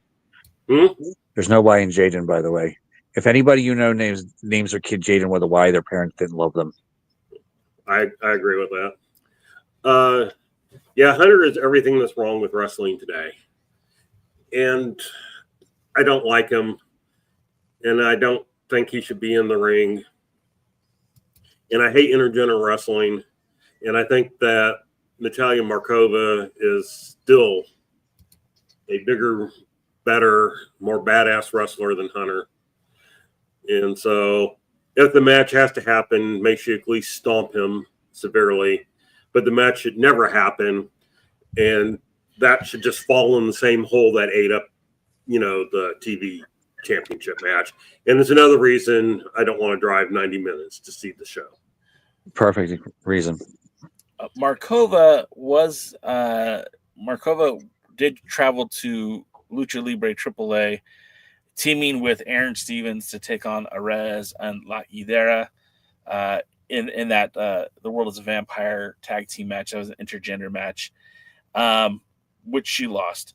Then, fast forward, Markova started teaming regularly with Brian Idol as the Looks That Kill. They lost to Camille and Tom Latimer November of 23.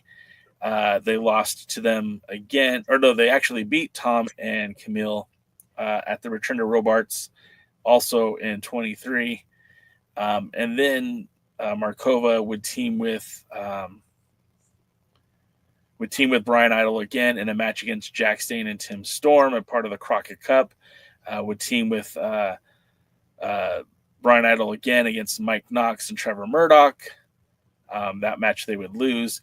And one of my biggest complaints was all these intergender tag team matches kept Markova from being taken seriously as a number one contender for the women's world title when you're wrestling in a division that doesn't support a championship. Like, it's kind of seems like you're spinning your wheels here. Markova, if Idol and Markova were to win the tag titles, I mean, that's a thing. We know that the NWA has had a non-binary person hold the television title, so I don't imagine that they'd have a problem with a woman holding the men's title, but I don't want to see it. I'm perfectly fine with using Markova in the women's division. I think that's where she would excel and would make the most sense. And, I don't hate Hunter nearly as much as DK does, but this match absolutely makes zero sense to me. It's like, obviously there could have been some build to this at the Dothan, Alabama show, the Hard Times. Actually, no, not Hard Times. What was the last event? Looks at Kill. Looks and Kill. So maybe there was a build to this, but so far it just doesn't make any sense at all to me. And it seems like, again, it's a nice way to deviate, one of your top women from actually competing for that title. So for that reason, I'm out. So that we've just listed like 4 matches that none of us give an absolute ounce of crap about. I will give Markova credit here. She actually has superior pictorial development compared to Hunter. That's fair. That's absolutely fair. And then in terms of the other matches that are scheduled for the evening, I did see that I was missing a few of them, but there was I don't think I have the graphic for it, but I believe that the women's tag team, there's a women's tag team match that will feature the returning CJ teaming up with Misty Marks to take on Big Mama and Kenzie Page. Now this, I think, I know that I have heard that Big Mama was at Looks at Kill, so I guess we'll see her finally with the television championship soon. Not defending it. Apparently not defending it. She'll be teaming it with the women's world champion, Kenzie Page, who won't be defending her title either, to take on CJ and Misty Marks. So again, that's a good matchup. That one is one that I don't actually have a problem with. It looks like some fresh tag teams, like, again, seeing CJ return to the ring and having Misty Marks as her partner. I don't know a whole lot about Misty Marks. I know that she comes from Texas. DK, do you have any positive things to say about CJ and Misty Marks? I have nothing positive to say about CJ. Christy James, on the other hand, is a wonderful wrestler who should be in the NWA and a title contender. Misty Marks, she's recently made some appearances up in Jaden's neck of the woods and also, I think, in Ohio. So she's been traveling. I think I've seen her once. Nothing against her. I think I remember her. I remember her performing rather well. So, I mean, I don't know if these two team anywhere else on the planet or if this is just a thing. It'll be interesting, and I'm mainly interested to see why the heck the women's world champion and women's television champion are teaming together. So, out of nowhere. Yeah. Out of nowhere for no apparent reason. And, yeah. I mean, this match doesn't want to make me drive 90 miles, but it doesn't keep me from wanting to drive. This is the first match that we've mentioned that I don't think any of us have an issue with. It just, again, we're talking about matches for a show that probably won't make air until late February, early March. And maybe there is a perfectly logical explanation why these 4 ladies will be in the ring against each other. But as of right now, I still haven't seen it yet on Power. So it's kind of hard to understand why, the TV champion and the world champion are teaming against this tag team as opposed to say the tag team champions, but maybe that will be, revealed to us at a later time. You say this tag team, but I actually looked trying to figure out who I recognize Misty Marks if I've seen her. And I found out that there's at least 7 or 8 instances where she wrestled against Christy Janes in various different promotions around the country. So they're more of a feud than a tag team. Well, that's the same thing with the King Bees, Charity King and Danny Bees started off as rivals before a tag team. So did America's Most Wanted, if you want to go back to the TNA days. Yeah. They were never a tag team. They fought against each other. They had a bloody fight at one of the NWA anniversary events. Didn't the Fabulous Ones feud first? Steve Kerr and Stan Lane? Yeah. Probably.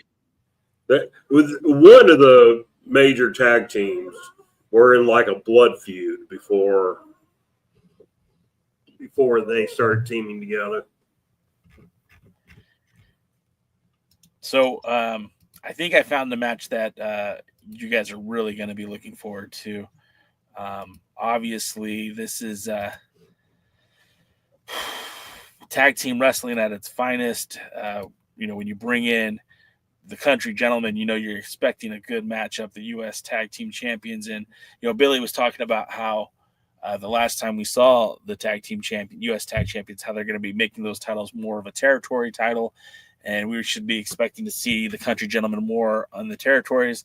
However, in a non-title match, we get Sam Stackhouse and Eric Smalls versus the country gentlemen. Can I hope Stackhouse falls on Smalls? I got nothing against Smalls, honestly, personally. But can I just hope he falls on him and there's a splat? I don't have anything personally against anybody in this matchup. I don't have a problem with Smalls. I don't have a problem with Stackhouse. I like the country gentlemen. I think they're a great tag team. This, to me, is just another example of an audience of one. And Mr. William Patrick Corrigan, if I can call you Mr. William Patrick Corrigan, why? Why is this match even booked? We've had Eric Smalls up until recently in the corner of, even that last on Power on Tuesday was in the corner of Murdoch's. If anything, why isn't this Murdoch's versus the country gentlemen? If we're trying to prove a point, if we're trying to build a feud here, why aren't we getting that? Instead, we're getting Sam Stackhouse and Eric Smalls. And again, no disrespect to Eric Smalls. I'm sure he's a great dude, but the NWA is promoting a little person in lieu of a regular sized wrestler. And I'm not trying to be discriminatory here, but come on, this is stupid. This is idiotic. This is the kind of stuff that makes NWA look Bush League. We talk about intergender wrestling. This is worse. This is worse. I don't need to see Rolando Freeman ever again. And I don't need to see Eric Smalls ever again, unless they want to create a mini division. And then by all means, let's bring all the minis in.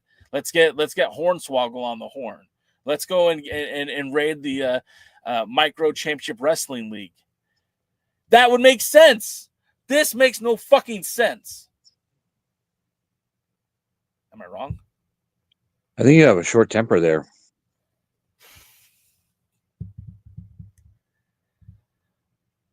Anyway, it's stupid. It's. Do you remember this one promotion, Incredibly Strange Wrestling? It was based out of California that had the Ku Klux Klans and Highly Racist, and they were two of your favorites, by the way. I'd rather see that right now than with anything that's in the NWA, except for maybe the women's tag team match, and it's still stupid because the singles champions aren't defending their belts. It's a little bit distraught. A little bit. A little bit disheartening. I really think that the NWA is not far from being good, but shit like this makes it look Bush League. And I can't defend this. I cannot, in good conscience, tell people to go drive 90 minutes to watch this show. Guys, we just pointed out one match that looks absolutely dreadful. One match that looks absolutely dreadful. A third match that looks absolutely dreadful. Like, and I get it; these are human beings, and you know, like, but none of these matches, you know, look, I'll give them this title match. I get it; that's not DKM's cup of tea. At least, okay, I could get behind that match. I need tea. But 3 of those matches are absolute horseshit. Doesn't make any sense. It won't even make me click a button on X to watch it, let alone drive 90 minutes from DK's house to Forney, Texas. And so far, the only match that we've talked about that I think, like, look, I'm actually looking forward to it. This match right here. Big Mama, Kenzie Page, CJ, Misty Marks. We saw Misty Marks, I believe, at I think Misty Marks was at Crockett, or not Crockett Cup. I think she was at the 76. 76. Yeah, I think she was one of the competitors. But outside of, you know, and we know CJ too, and like we all love CJ. I hope they let her be Christy Jane. I don't care if they call her CJ. I don't care if she's still kind of goofy, but I hope they let her wrestle like Christy Jane. But again, that's the only match so far that seems decent. Now another match that they booked that, again, I guess he's going to pass me up on that one. What's that? I guess you're going to pass me up on that one tag team match. Maybe. Anyway. What do you have to say on it? The only thing I have to say is that makes Hunter and Markova look like a, you know, competitive match. And, you know, at least Markova, I think, is bigger than Hunter. So, yeah. So, yeah. And the people I feel bad for are the country gentlemen. Yeah. AJ mostly. And it's just like, how can I take them seriously? How am I supposed to take AJ seriously if he starts beating up on Smalls? I hope he does. I hope he goes full on King Kong Bundy. Can't give him a 5 count. I give him a 60 count. Toss him into the crowd. Go Spike Dudley on him. And in this one, I only want one person to fall into the big hole that ate some of the other matches. And I'm sorry, Smalls. He's probably a great guy. He's killing me. I mean, exactly. Killing me, Smalls. You know, maybe he's not. Maybe he's a jerk. But maybe he's a great guy. And if he were a great guy, then maybe, you know, just maybe you should stop putting this crap out. I can deal with him as a manager. I can deal with him if he wrestled midgets. Well, if he wrestled midgets, sure. But, I mean, I love Lord Littlebrook carrying out the royal family.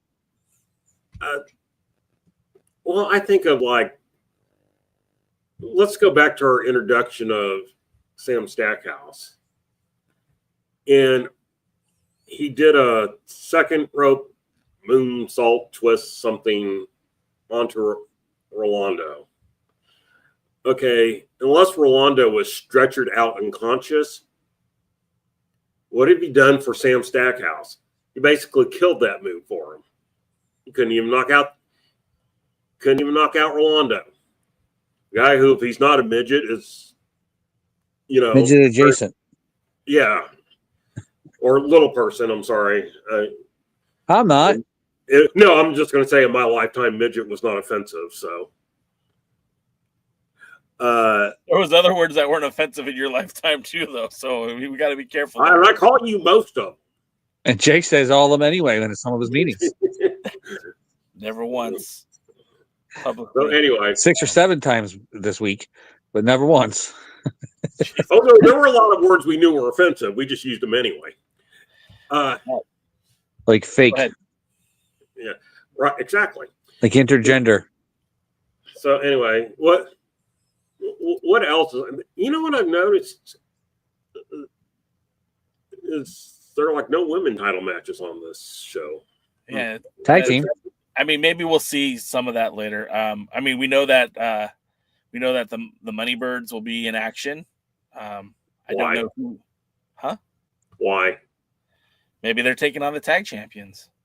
We know Silas Mason will be in action. I haven't heard who Alex Taylor is taking on yet, but I think he has a match scheduled. BFT will be in the house. We don't know who they're taking on yet. I did see that. They're making on the birds. I mean, now that wouldn't shock me.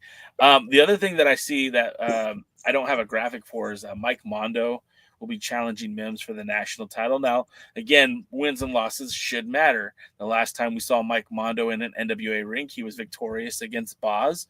And at least to me, there's like, okay, they're starting to tiptoe in the idea that you have to win a match to get a title match. I just wish it was more matches to build up to it. I think Mike Mondo and Mims could be a hell of a match. I really enjoyed watching Mike Mondo versus Boz this past weekend on Power. I think Boz is a pretty good talent.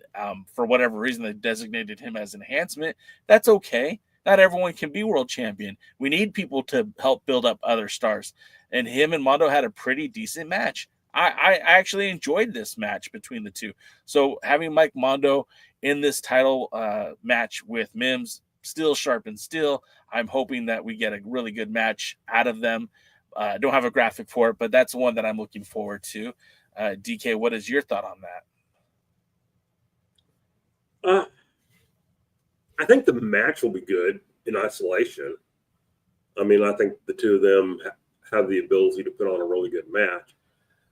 It would be nice if this developed into a storyline of some kind.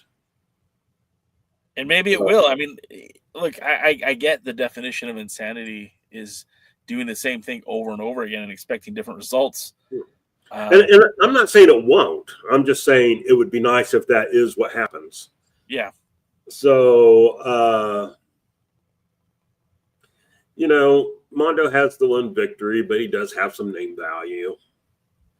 And he is talented. He is someone who you can see other places and his victories other places. So, not 100% against him getting the shot.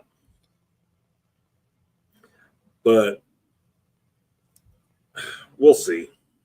I do think the match itself will be good. Shane, what is your reaction to that matchup? I like Mondo. I always did. I liked him when he was a New York wrestler. I liked him when he was unfortunately misused as part of the Spirit Squad. I liked him in Ring of Honor. I liked him in Ring of Honor a lot. I liked him in Ohio Valley Wrestling. I liked him in the independents around here because I think he's from New York. I like Mondo a lot. I want to like Mims. The booking hasn't made me like Mims, but I really want to. I can see potential in Mims. Mims, I think, is another person that once his contract runs out, maybe should look to greener pastures or some other pastures, or maybe just somewhere with grass. But I like the match. I want to see the match. It's probably the only match I want to care about now. Yeah, I agree. It's just kind of premature booking, but who knows? With the NWA, maybe he has 75 wins and we don't know it. Yeah, I mean, the hard part of predicting this stuff and trying to comment on it is none of it's happened yet. Like we haven't seen a match from Looks at Kills yet. We wrapped up Salwen, but I still now we're doing I think the TV tapings. I don't even think we're back in Dothan yet, which is kind of problematic because Dothan happened last month. And if the schedule follows, we got 4 weeks of TV in Tampa. I think they did a day in Tampa, maybe 2. Then we have, so for the month of January is kind of taken. Then we get into February. Is that when we see Looks at Kill? So February will be the first time we see those matches from Dothan.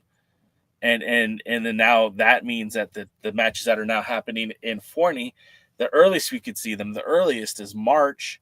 And then they have the TV taping in February, which again, there's 2 tapings in Tampa, which means we probably won't see those matches until April and May. And I mean, so we're halfway through the year, 5 months into the year, and we're watching stuff from February. That seems problematic to me. I don't know. I don't know. I mean, they really let the CW deal, screw them up. They were never that good at promoting it ahead of time anyway. They just got worse at it. Well, they were never good at promoting ahead of time, but at least what they used to do was have a schedule where, they did a pay-per-view, they did tapings that followed the pay-per-view that led to the next pay-per-view, although half the time they didn't promote the next pay-per-view in it.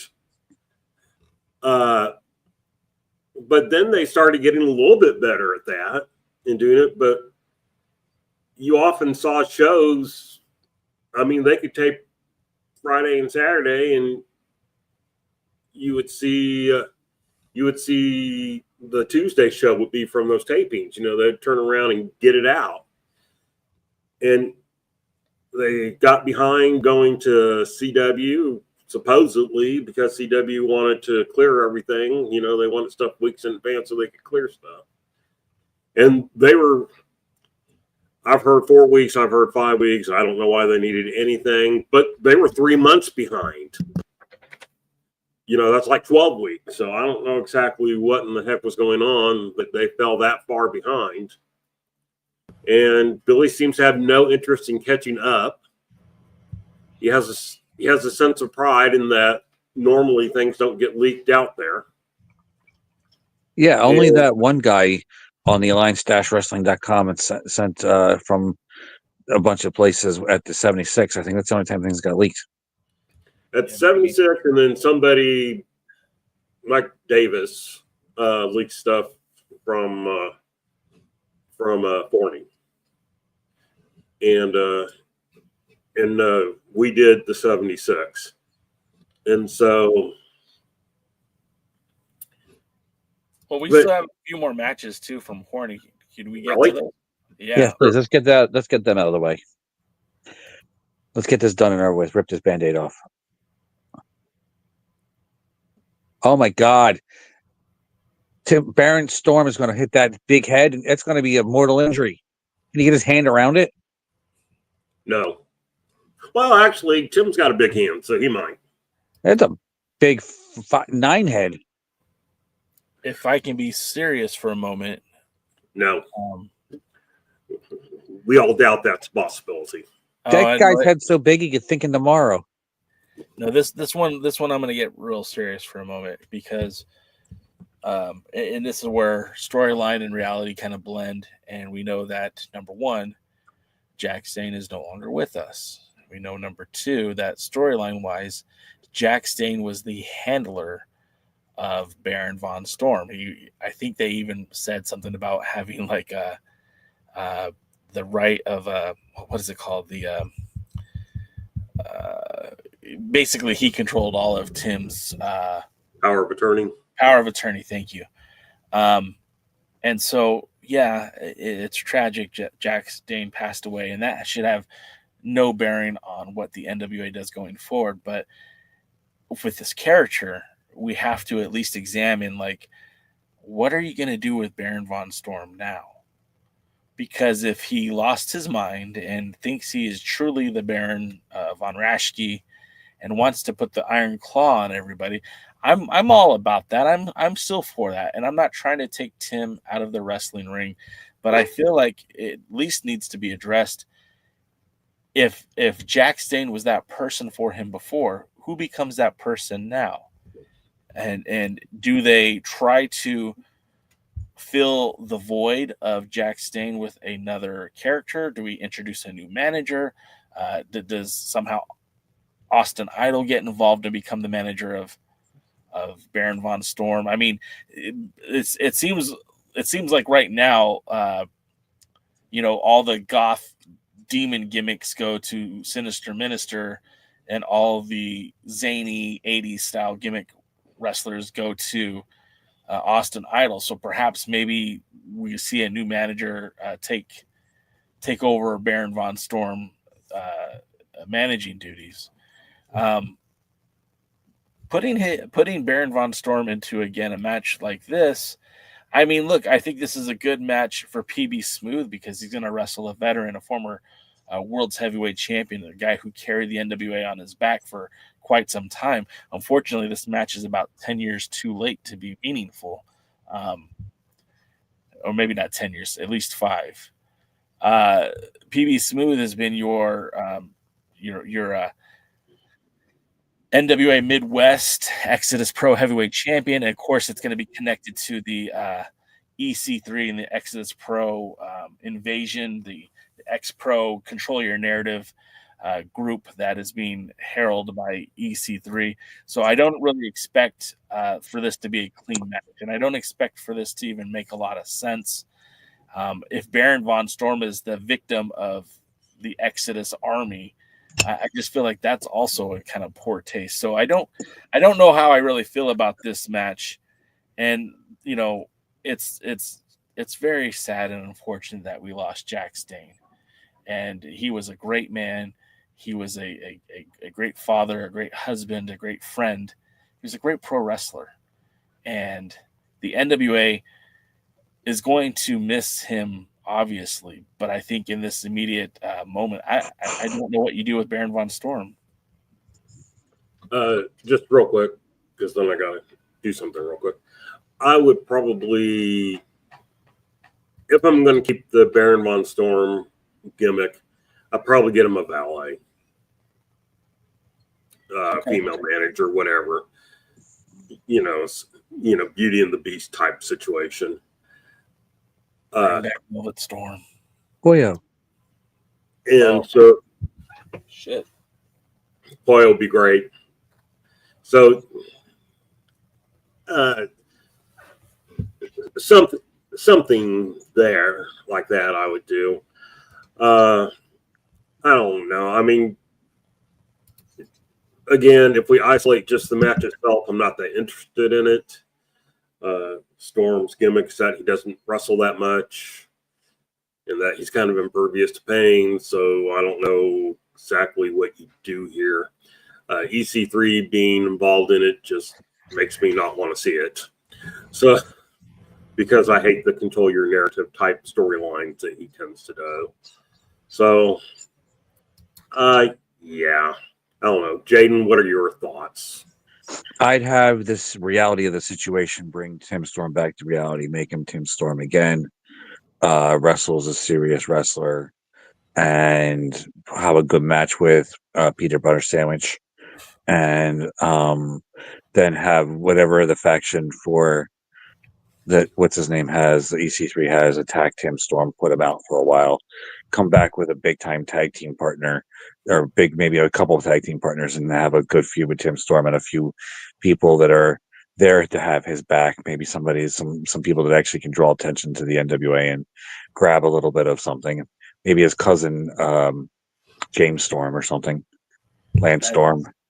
That's James Storm isn't a bad idea, and you know, because of the connection to Texas, like, you know, what if he came up with Rodney Bigard, you know, or what if he came up with Soda Pop, or what, you know, there's a lot of talents from Texas, and maybe the next big thing into the NWA could be brought in through, you know, by way of mentorship with Tim Storm. Yeah, and then that's what I would do. Something that would actually, you know, be able to build on the NWA and just say, like, you know, the reality of the situation snapped him back into reality. That's all you have to say. Don't have to go in any further on that. And then you have him, you get him taken out, he comes back with somebody, they have a faction on faction feud, and hopefully put on some good matches. Well, what's funny to me is, like, because this is the first match that's announced against the Control Your Narrative Exodus. It's hard to say, like, it's the Exodus Pro group, because are we just saying that now that everyone at Exodus Pro is a heel, they're all a part of, you know, EC3's entourage? Like, that seems silly to me. So maybe just a select few, and I have more to say about that in a minute, but we'll get there later. And why is Tim Storm the target? Like, if anyone, shouldn't the target be guys who are potential threats to the Control Your Narrative Exodus group? Like, you know, Tom Latimer's your world champion. You know, you've got, I don't know, Exodus Pro coming after Tim Storm. Why? It doesn't make a lot of sense to me. Because he's a teacher, and teachers are somebody that could actually educate people against the narrative. There. Okay. 5 seconds I came up with something that makes more sense than anything the NWA has done in the 20-year plan. At least since, you know, all this left. And then the last match that I'm aware of for this event kind of a head scratcher too, because Aaron Stevens has challenged for the 10 pounds of gold, and again, famously, he challenged for the 10 pounds of gold after a wrestler passed away.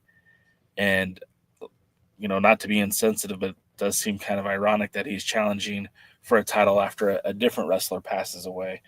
And Aaron Stevens is a very competent wrestler. Aaron Stevens is great. He got over in the WWE with a silly gimmick, with silly promos and silly timing, and he was one of their bigger stars for a short amount of time. Aaron Stevens has potential to be a real challenge for Tom Latimer. They could have done this in such a more distinguished fashion, and it just feels like somebody sitting there with a bowl of spaghetti and throwing it on the wall to see if it's going to stick. We have not seen Aaron Stevens wrestle. I don't think he wrestled at all in 2024. I don't remember the last time I saw Aaron Stevens wrestle a match, period. He's been managing. It was Intergender, I think.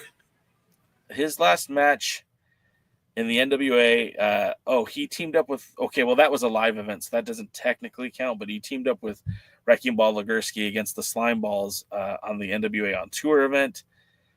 He teamed up with Stacey Alexander at the Exodus Pro Midwest event. And then his last match on Power was against CJ in a turkey gobbler match, whatever that means. And before that, his last match was in March of 23 when he teamed up with Markova against Lucky Dara and Arez. So it's not like this man has done anything worth note in over 2 years. I mean, the last time he wrestled a one-on-one match against a guy, he lost to Kratos via DQ at the Revolution Rumble. We were at that match. I don't even know if we stayed for that match. So, needless to say, it's been a while since he's been relevant as a pro wrestler. I mean, as a manager, I could take him or leave him. I don't find him super offensive as a manager. I think he does a good job of getting the talent over. I think he does a good job of getting heat. But he has done nothing in the ring in 3 years to warrant a title match. Wins and losses should matter. EC3 definitely shouldn't be in the title picture tonight. He shouldn't be wrestling on Forney for the title. Okay. I'm good with that. Aaron Stevens, there's one person on the roster that shouldn't be in that match more than EC3, and it's Aaron Stevens. I mean, I guess there's a lot of them. Like, I don't want to see Smalls. So I don't want to see Smalls Rolando get a title match either. But these managers shouldn't be getting title matches. Managers should be managers. Wrestlers should be wrestlers. Once a wrestler is done with his in-ring career, if you choose to be a manager, great. But let's leave him as a manager, except for special occasions when you're going to put him in a weasel suit. This is beyond stupid to me. And again, I think Aaron Stevens will probably have a really good match with Tom Latimer. And I hope it's a great match because I like both of these guys. But again, wins and losses. What the fuck? Why is the NWA like this? Who is asking for Aaron Stevens to get a title match? Which fan, Billy? What's the fan base you're trying to appease here? How many tickets is this going to sell? See, can I speak? Yeah. Sorry, I wasn't sure you were done. No, go ahead. What it is on the poster, he's a former WWE guy. Like, hey, remember this former WWE guy? He's on the event. I don't mind him wrestling if he wrestled more. Eddie Gilbert was a manager who also wrestled. And it did a very good job of it. He managed Sting. He managed Rick Steiner. He managed Korchenko, who was god-awful. And I think he managed John Tatum and Jack Victory for a while. But he also wrestled at the same time. If Aaron Stevens wrestled and managed, I don't have a problem with that. What I do have a problem with is, again, he doesn't deserve a championship match. You don't need number one contender tournaments to crown a challenger for the champion if you actually build up challengers and have a bunch of them in the race side and every one of them having an equal claim to getting a title shot, an actual chance of winning, and then maybe somebody could care about it. Say what you will about Dusty Rhodes booking, there was a dozen or so wrestlers that could be put against Ric Flair at any given time and draw a crowd and people would care about.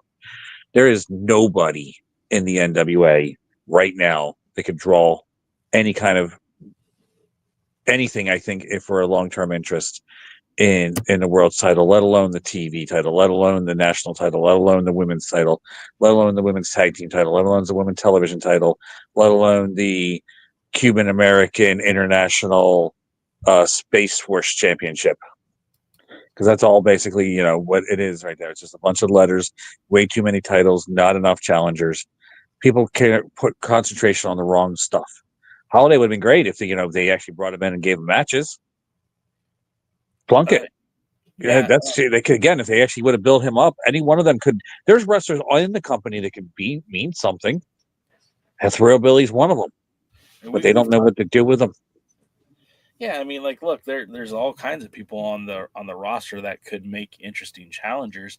Again, wins and losses need to matter.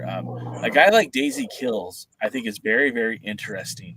And I think he could be one of these top guys in the company. I think Spencer Slade is a guy who could be someone in this company, but you saddle them with these ridiculous gimmicks and ridiculous matches. You put them in these stupid scenarios where nobody gets over. I don't know how Spencer Slade is getting over taking a loss to Murnox, right? He looked good in the outing, great. At the end of the day, he still lost. He didn't get put over. He got pinned. Or maybe they pinned Rolando. It doesn't matter. The fact of the matter is it's dumb and a stupid waste of talent. Now, if they would have been treating Mims with some respect and dignity during his TV title run and actually had a decent run where he had 5 victories or 4 victories in a row before they took the TV title off of him, then maybe he could have been the guy to challenge Tom Latimer for the belt. Or, maybe if Carson Drake had won the TV title, months earlier and taken the belt off of Max months earlier, maybe he could have been the guy and it would have made sense, right? But no, they didn't do that. They didn't do anything that they didn't do any serviceable, positive promoting to get a title match for Tom Latimer. They just said, here's the bowl of spaghetti. Let's throw it on the wall and see what sticks. The fans are howling at the win right now, agreeing with you. Well, I mean, look, let's look at the TV titles. Sure. It's right behind Jay, except the black version looks better. Jay's not going to have that. But anyway, let's look at the TV titles. So Jay brought up a wrestler, Daisy Kill. Daisy Kill's got a look. He's got size. He's got build. He's got a stupid name. But we can work through that. Put the TV title on Daisy Kill. So now we have Carson Drake come in.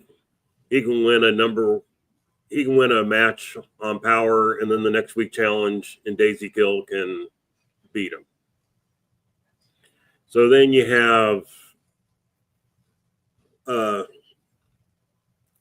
Boz or somebody like that who can win a match or a couple of matches, kind of like they did with the Pope. And then he goes on to face Daisy Kill, and Daisy Kill beats him. So you get these guys that win the opportunity to face the TV champion, and the TV champion beats them. Now, whether he makes the 7 or not, if he gets in 5 or 6 good title defenses over the course of 2 or 3 months, now you've elevated a guy who you can put in a feud with somebody in the mid card. Face or heel, doesn't matter. But now you've done something with them. From that, then you can look at them and put them in contention for the national championship. And the national championship basically needs to go on 2 type of guys. A young an up-and-comer who's moved past the TV title, or somebody who maybe used to be in the main event, but they're not right now. So we're going to let them use this title for a while to, keep some credibility. Those are the 2 basic type people. So, eventually you get the national title on somebody like Daisy Kill. and you feud them with Thrillbilly or somebody like that. Now you've got whoever comes out of that. Now that's a contender for the world champion. You can do this over 6 months, 9. Fine. I mean, now you got something. Now you're doing your fall pay-per-view or your signature live event or whatever it is, and you can have a title match that people want to see. And wonder if Jay lost power. I wish Billy Corgan would lose power. So that's interesting. I mean, he plain disappeared. And he did say they might lose power up there. So we've hit the 9 o'clock hour. And so Jaden, I mean, what are your thoughts on just that basic idea of, here's how we use a title. Here's how we use something like a TV title to get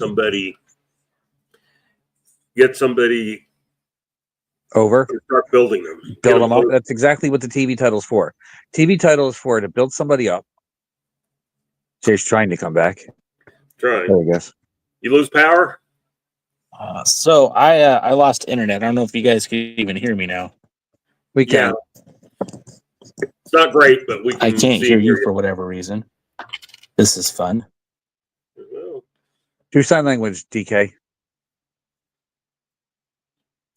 So I don't know. I'm not sure what you said to him, but he just made him leave again. And now he's from Texas. Now he's promoting your brand.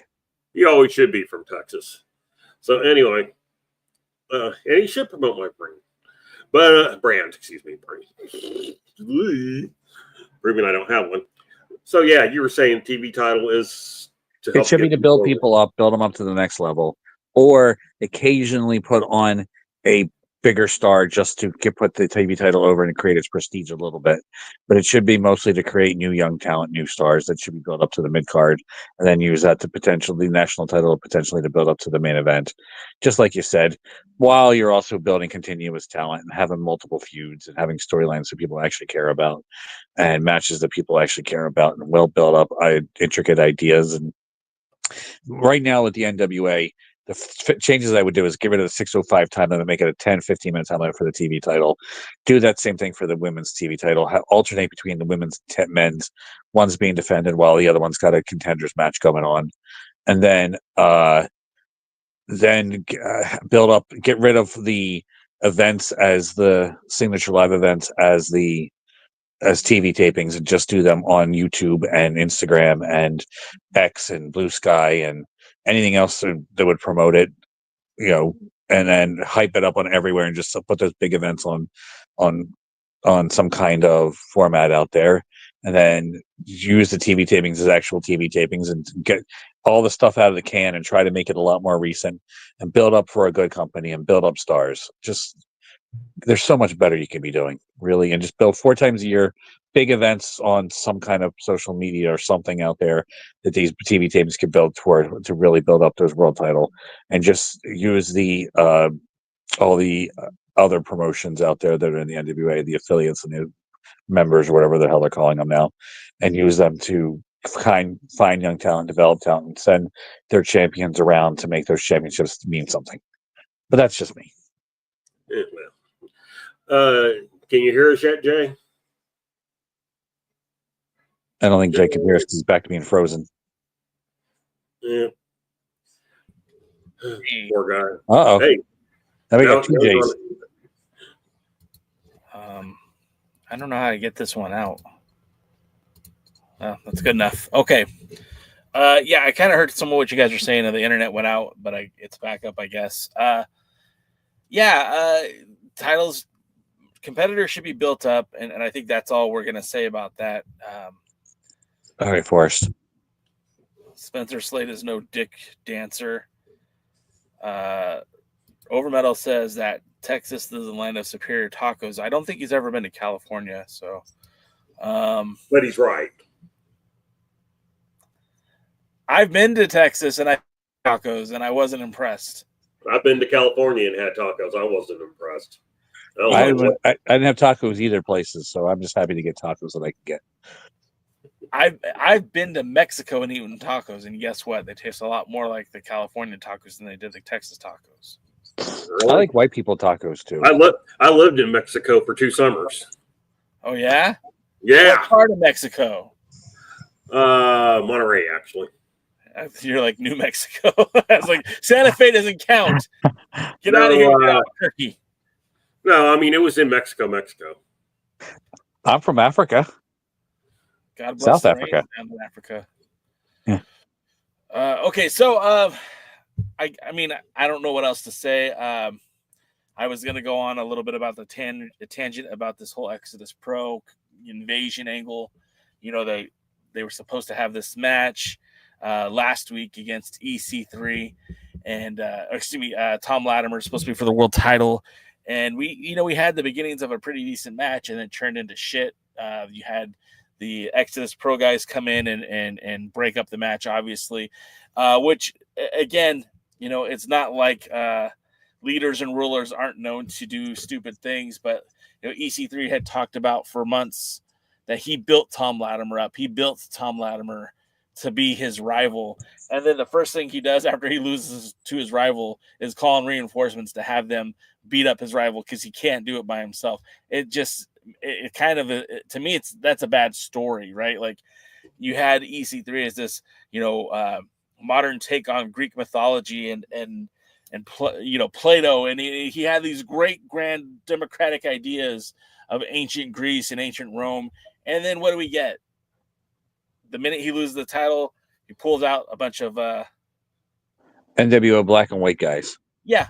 And the thing that I really find offensive about it is they were masked, right? They were all masked. So not only did he bring out a bunch of goons to beat up his opponent, okay, sorry. Not only did they bring these goons out to beat up Tom Latimer, the world's heavyweight champion, but none of them get a rub because they were all under masks. And who knows how long it'll be before we get a big reveal. And then, as Overmetal pointed out, they freaking tagged together in Exodus Pro.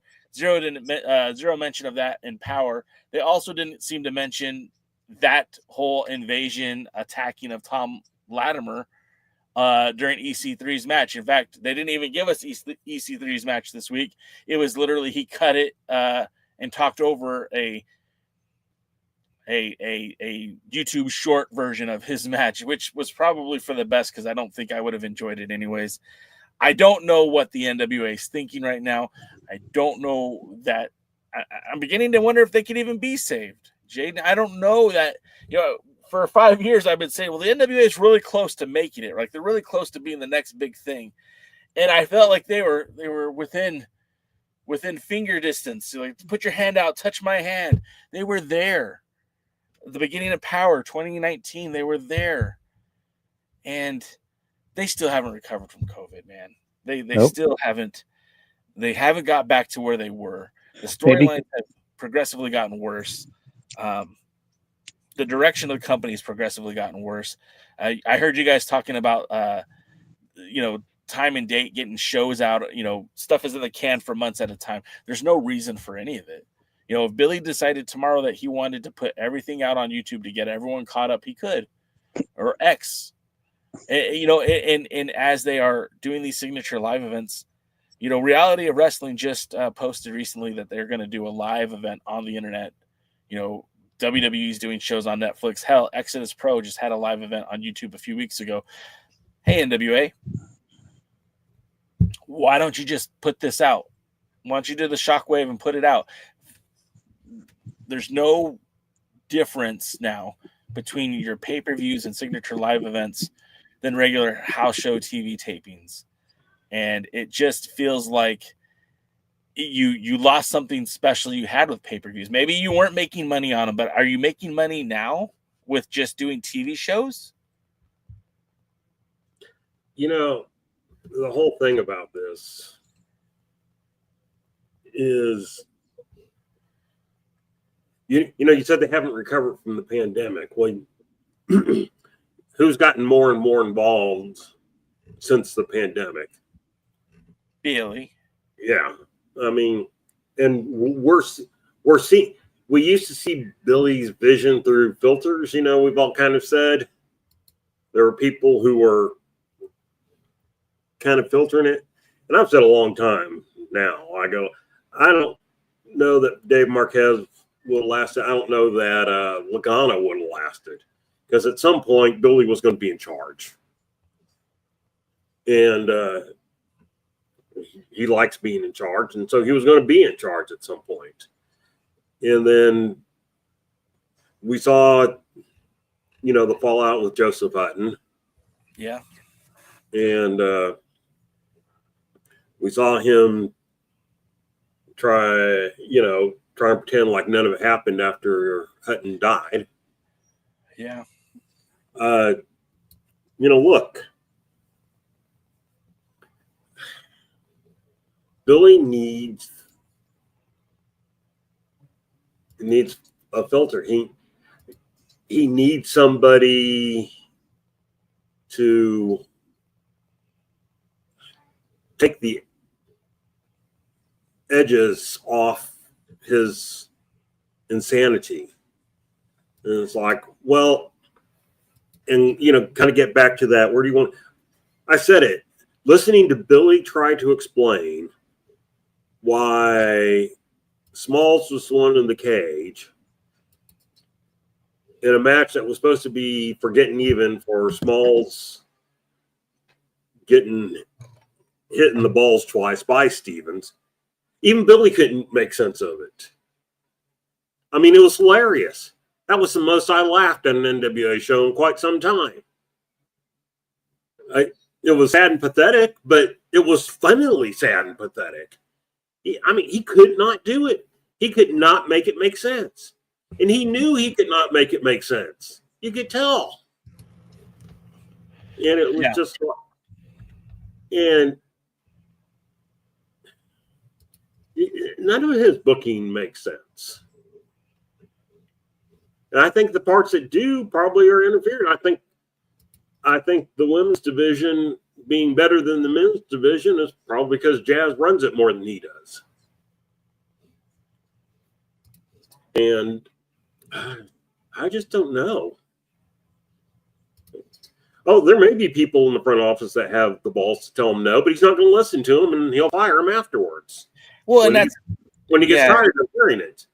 Yeah, and that's the thing too. Like, I don't blame anyone in the front office, because at the end of the day, as a society, we still depend on having money, and the best way to make money is to have a job, and the best job to have is the one that you got, unless you have one better lined up. And I don't know that Joe Galley and Kyle Davis have a better job lined up for them. So I don't think, or Pat Kenny or any of the other guys, I don't think there would be a good reason to get the owner of the company not on your side. There is a tasteful way to tell Billy he's not doing his job well, but would Billy even hear that? It's his company. He's going to run it however he wants to. And unfortunately, I'll be dead before he will. And it won't go into bankruptcy court till long after he's dead. So the NWA won't be owned by somebody who really, truly, genuinely loves it, like the way some of us would. Yeah. I mean, look, in Overmetal, I'll tell you, I've heard from multiple different sources very similar stories. And when I say multiple, I mean like 7, 8 different people. Josephus finally told Billy that what he was doing wasn't going to work, and that he needed to rein in some of his insanity, basically speaking, and Billy fired him. Okay? And that's why there were a lot of people that had problems with Billy doing tribute shows and talking about how great Joseph Hutton was and how close they were and everything like that. And somebody on this very, during one of these streams when we were first talking about it, said that they were friends with Joseph Hutton, and Joseph Hutton died hating Billy Corgan. Yeah. And, it's been long enough now that I don't kind of mind saying it. At first you kind of keep things quiet because you don't want things to go out there and everything. And, but it's been long enough now. Joseph Hutton was fired for challenging Billy, for telling Billy that what he was putting out wasn't going to work, wasn't good. And Billy turned it into a money-making thing. And this is 100% Devin opinion right here. Not DKM, Devin. This is 100% Devin opinion. I was getting uncomfortable with how much they were talking about Jax and releasing some of his shows, some of his stuff. It's like there's a fine line between honoring a person and starting to take advantage of it. And I don't think they ever did cross that line.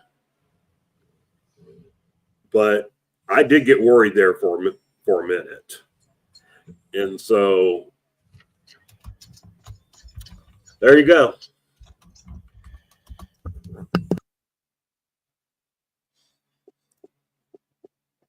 Are you talking, Jay? Yeah, I'm sorry. The mute on my mic was on. It's a new year, but it's the same bullshit. And I don't know what to expect from the NWA in 2025. I mean, we're watching matches that, again, were filmed last year at the end of the year. So I can't tell you that it's going to get better. I can't tell you that it's going to be great. I hope that, 2025 is a year of reflection for Billy Corgan and the National Wrestling Alliance. And I hope, with the passing of Jack Stane, I hope the NWA looks at things a bit differently in 2025. And I hope that we get the product that you, the fans, deserve. Not just J. Cal, not just DKM, but all of us. We collectively deserve better than this. You deserve better than this. You deserve better than this. And, if we don't get better, then maybe it's time we all move on from the NWA. Because okay, I'm going to do that. you did that 5 years ago. But it's just, we're getting to a point now where it's like, it's so close that you can taste it.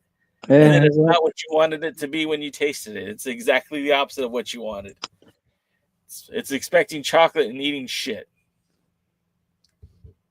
I have a really good simile, but I'm not going to use it because we'll definitely get us demonetized. Let's not use it. You know what you should do, Jaden? What's that? I understand that there are dog events on a calendar, and I think you should take us through what some of those dog events are. You mean like Saturday night, February 15th in Monmouth University in Monmouth, New Jersey. Actually, it's not in Monmouth, New Jersey, but it's a Monmouth University. Dangerous Adrenaline Wrestling Gladiators will be making its debut. Wait. Change your mic. Very historic. Okay, what? Stay on target. You sound like a robot. You mean C-3PO, human cyborg relations? Okay, keep. Okay. So Dangerous Adrenaline Wrestling Gladiators, Monmouth University. The scheduled main event is going to be Biggie Biggs, who graduated from Monmouth University, teaming up with Enzo to take on Justin Carino and main event Michael Mars. You're also going to see Follow Bob will be in action. You also get to see, I know it went into AM mode. You also get to see Follow Bob in action. Also, Tank Tolan will be there. With a lot of great stars from Dangerous Adrenaline Wrestling Gladiators, top to bottom. You're going to see Dave Dahl, Dylan Mesh, the Dangerous Adrenaline Wrestling Gladiators Tag Team Champions, Breaker Morant, the Dangerous Adrenaline Wrestling Gladiators Heavyweight Champion, and David Goldie, the World Wrestling Grand Prix Champion, all going to be in action on Saturday night, February 15th in Monmouth University. We have a table at the Nerd Force Geek Fest in Rowan University. It's going to be a table right now. Working on something, but if they don't get back to us soon, we'll be having on that. But that's March 15th. If you want to go to that, Rowan University, check out Dangerous Adrenaline Wrestling Gladiators, stars like Tim Molyneux and Dave Dahl and Silver Lobo and a lot of great dog wrestlers are going to be part of that. Nerd Force Comic Geek Fest, that's what it is. I'm screwing it all up. Then you got the April 17th at Rowan University. And again, it'll be a Rowan event. It'll be hopefully recorded and shown this time. And you'll see stars like David Goldie. You'll see Rick and Bo Legursky. You'll see Donovan Dijak. You'll see Alex Kane from MLW. Tank Tolo again will be part of it. You get to see all those, plus the stars of Dangerous Turn Wrestling Gladiators will be there. The World Wrestling Grand Prix Women's Champion Valerie Verman will be defending against the Notorious Mimi. That'll be a match that will have DK letting all of that punch for the appropriate comments on the YouTube page possibly. And then 2 days later, there'll be an event that's going to be free for those people that go to the South Jersey Geek Fest. And that's again in Westville, New Jersey. It's going to be South Jersey Geek Fest, and then there are free dog matches throughout the day. It's going to start around 10 or 11 a.m. and go end around 4 or 5 p.m., depending on how much the public cares. So you get to see free matches if you're part of the event. So make sure you go and check it out. And that's it so far. So some big nights coming up to the good people of New Jersey. As long as they don't fall into the ocean, I think they're going to be all right. I think if anything falls into the ocean, it should be New York City. Well, might be California. Anyways, hey guys, thank you so much for hanging out with us. The new episode 18, and we've been doing this for 17 years. Glorious. Once you hit 13, it becomes glorious. Remember. That I did not hear anything you just said. All right, everyone be quiet. Say it again, Jaden. C-3PO, human cyborg relations. That's going to do it for us, guys. If you enjoyed the live stream, if you enjoyed this show, make sure you leave a comment afterwards. It helps with the algorithm. It's even cooler if you share it with your friends who, like wrestling or just like real talk, right? Jaden sounds like a disclaimer voice on a drug commercial. We also we have partnered with Trophy Smack and Dubby. If you're looking to help financially support this live stream, you could do so by buying your replica title belt through not a replica title belt, but your trophy or a title you design through Trophy Smack. Or if you're in need of energy, some clean energy that has all the good stuff without the bad stuff. I don't know if I'm really supposed to say that. You could try some Dubby. It's actually good. It works for me. Helps keep me focused without the jitters, man. And so I highly recommend that as well. And of course, if you just want to help the show out, you could always click that QR code that you see right here in the screen. That will take you to our merch page. And if you do that, well, you could buy a T-shirt, you could buy a hat. You could buy a baseball cap. You could buy a coffee mug. What's that? Yeah, buy the shirt. All right, guys. Thanks again. More of this in 2023. And until next time, we will see you guys at the matches. Thanks for joining. Thanks for joining the stream. This has been a presentation of Alliance-Wrestling.com. We genuinely appreciate your support. Would you consider subscribing so you'll never miss a future episode? I'd also like to remind you we do a live stream every Tuesday at 5 p.m. before NWA Power. You can find us on social media at The Alliance Blog. And until next time, we are The Alliance.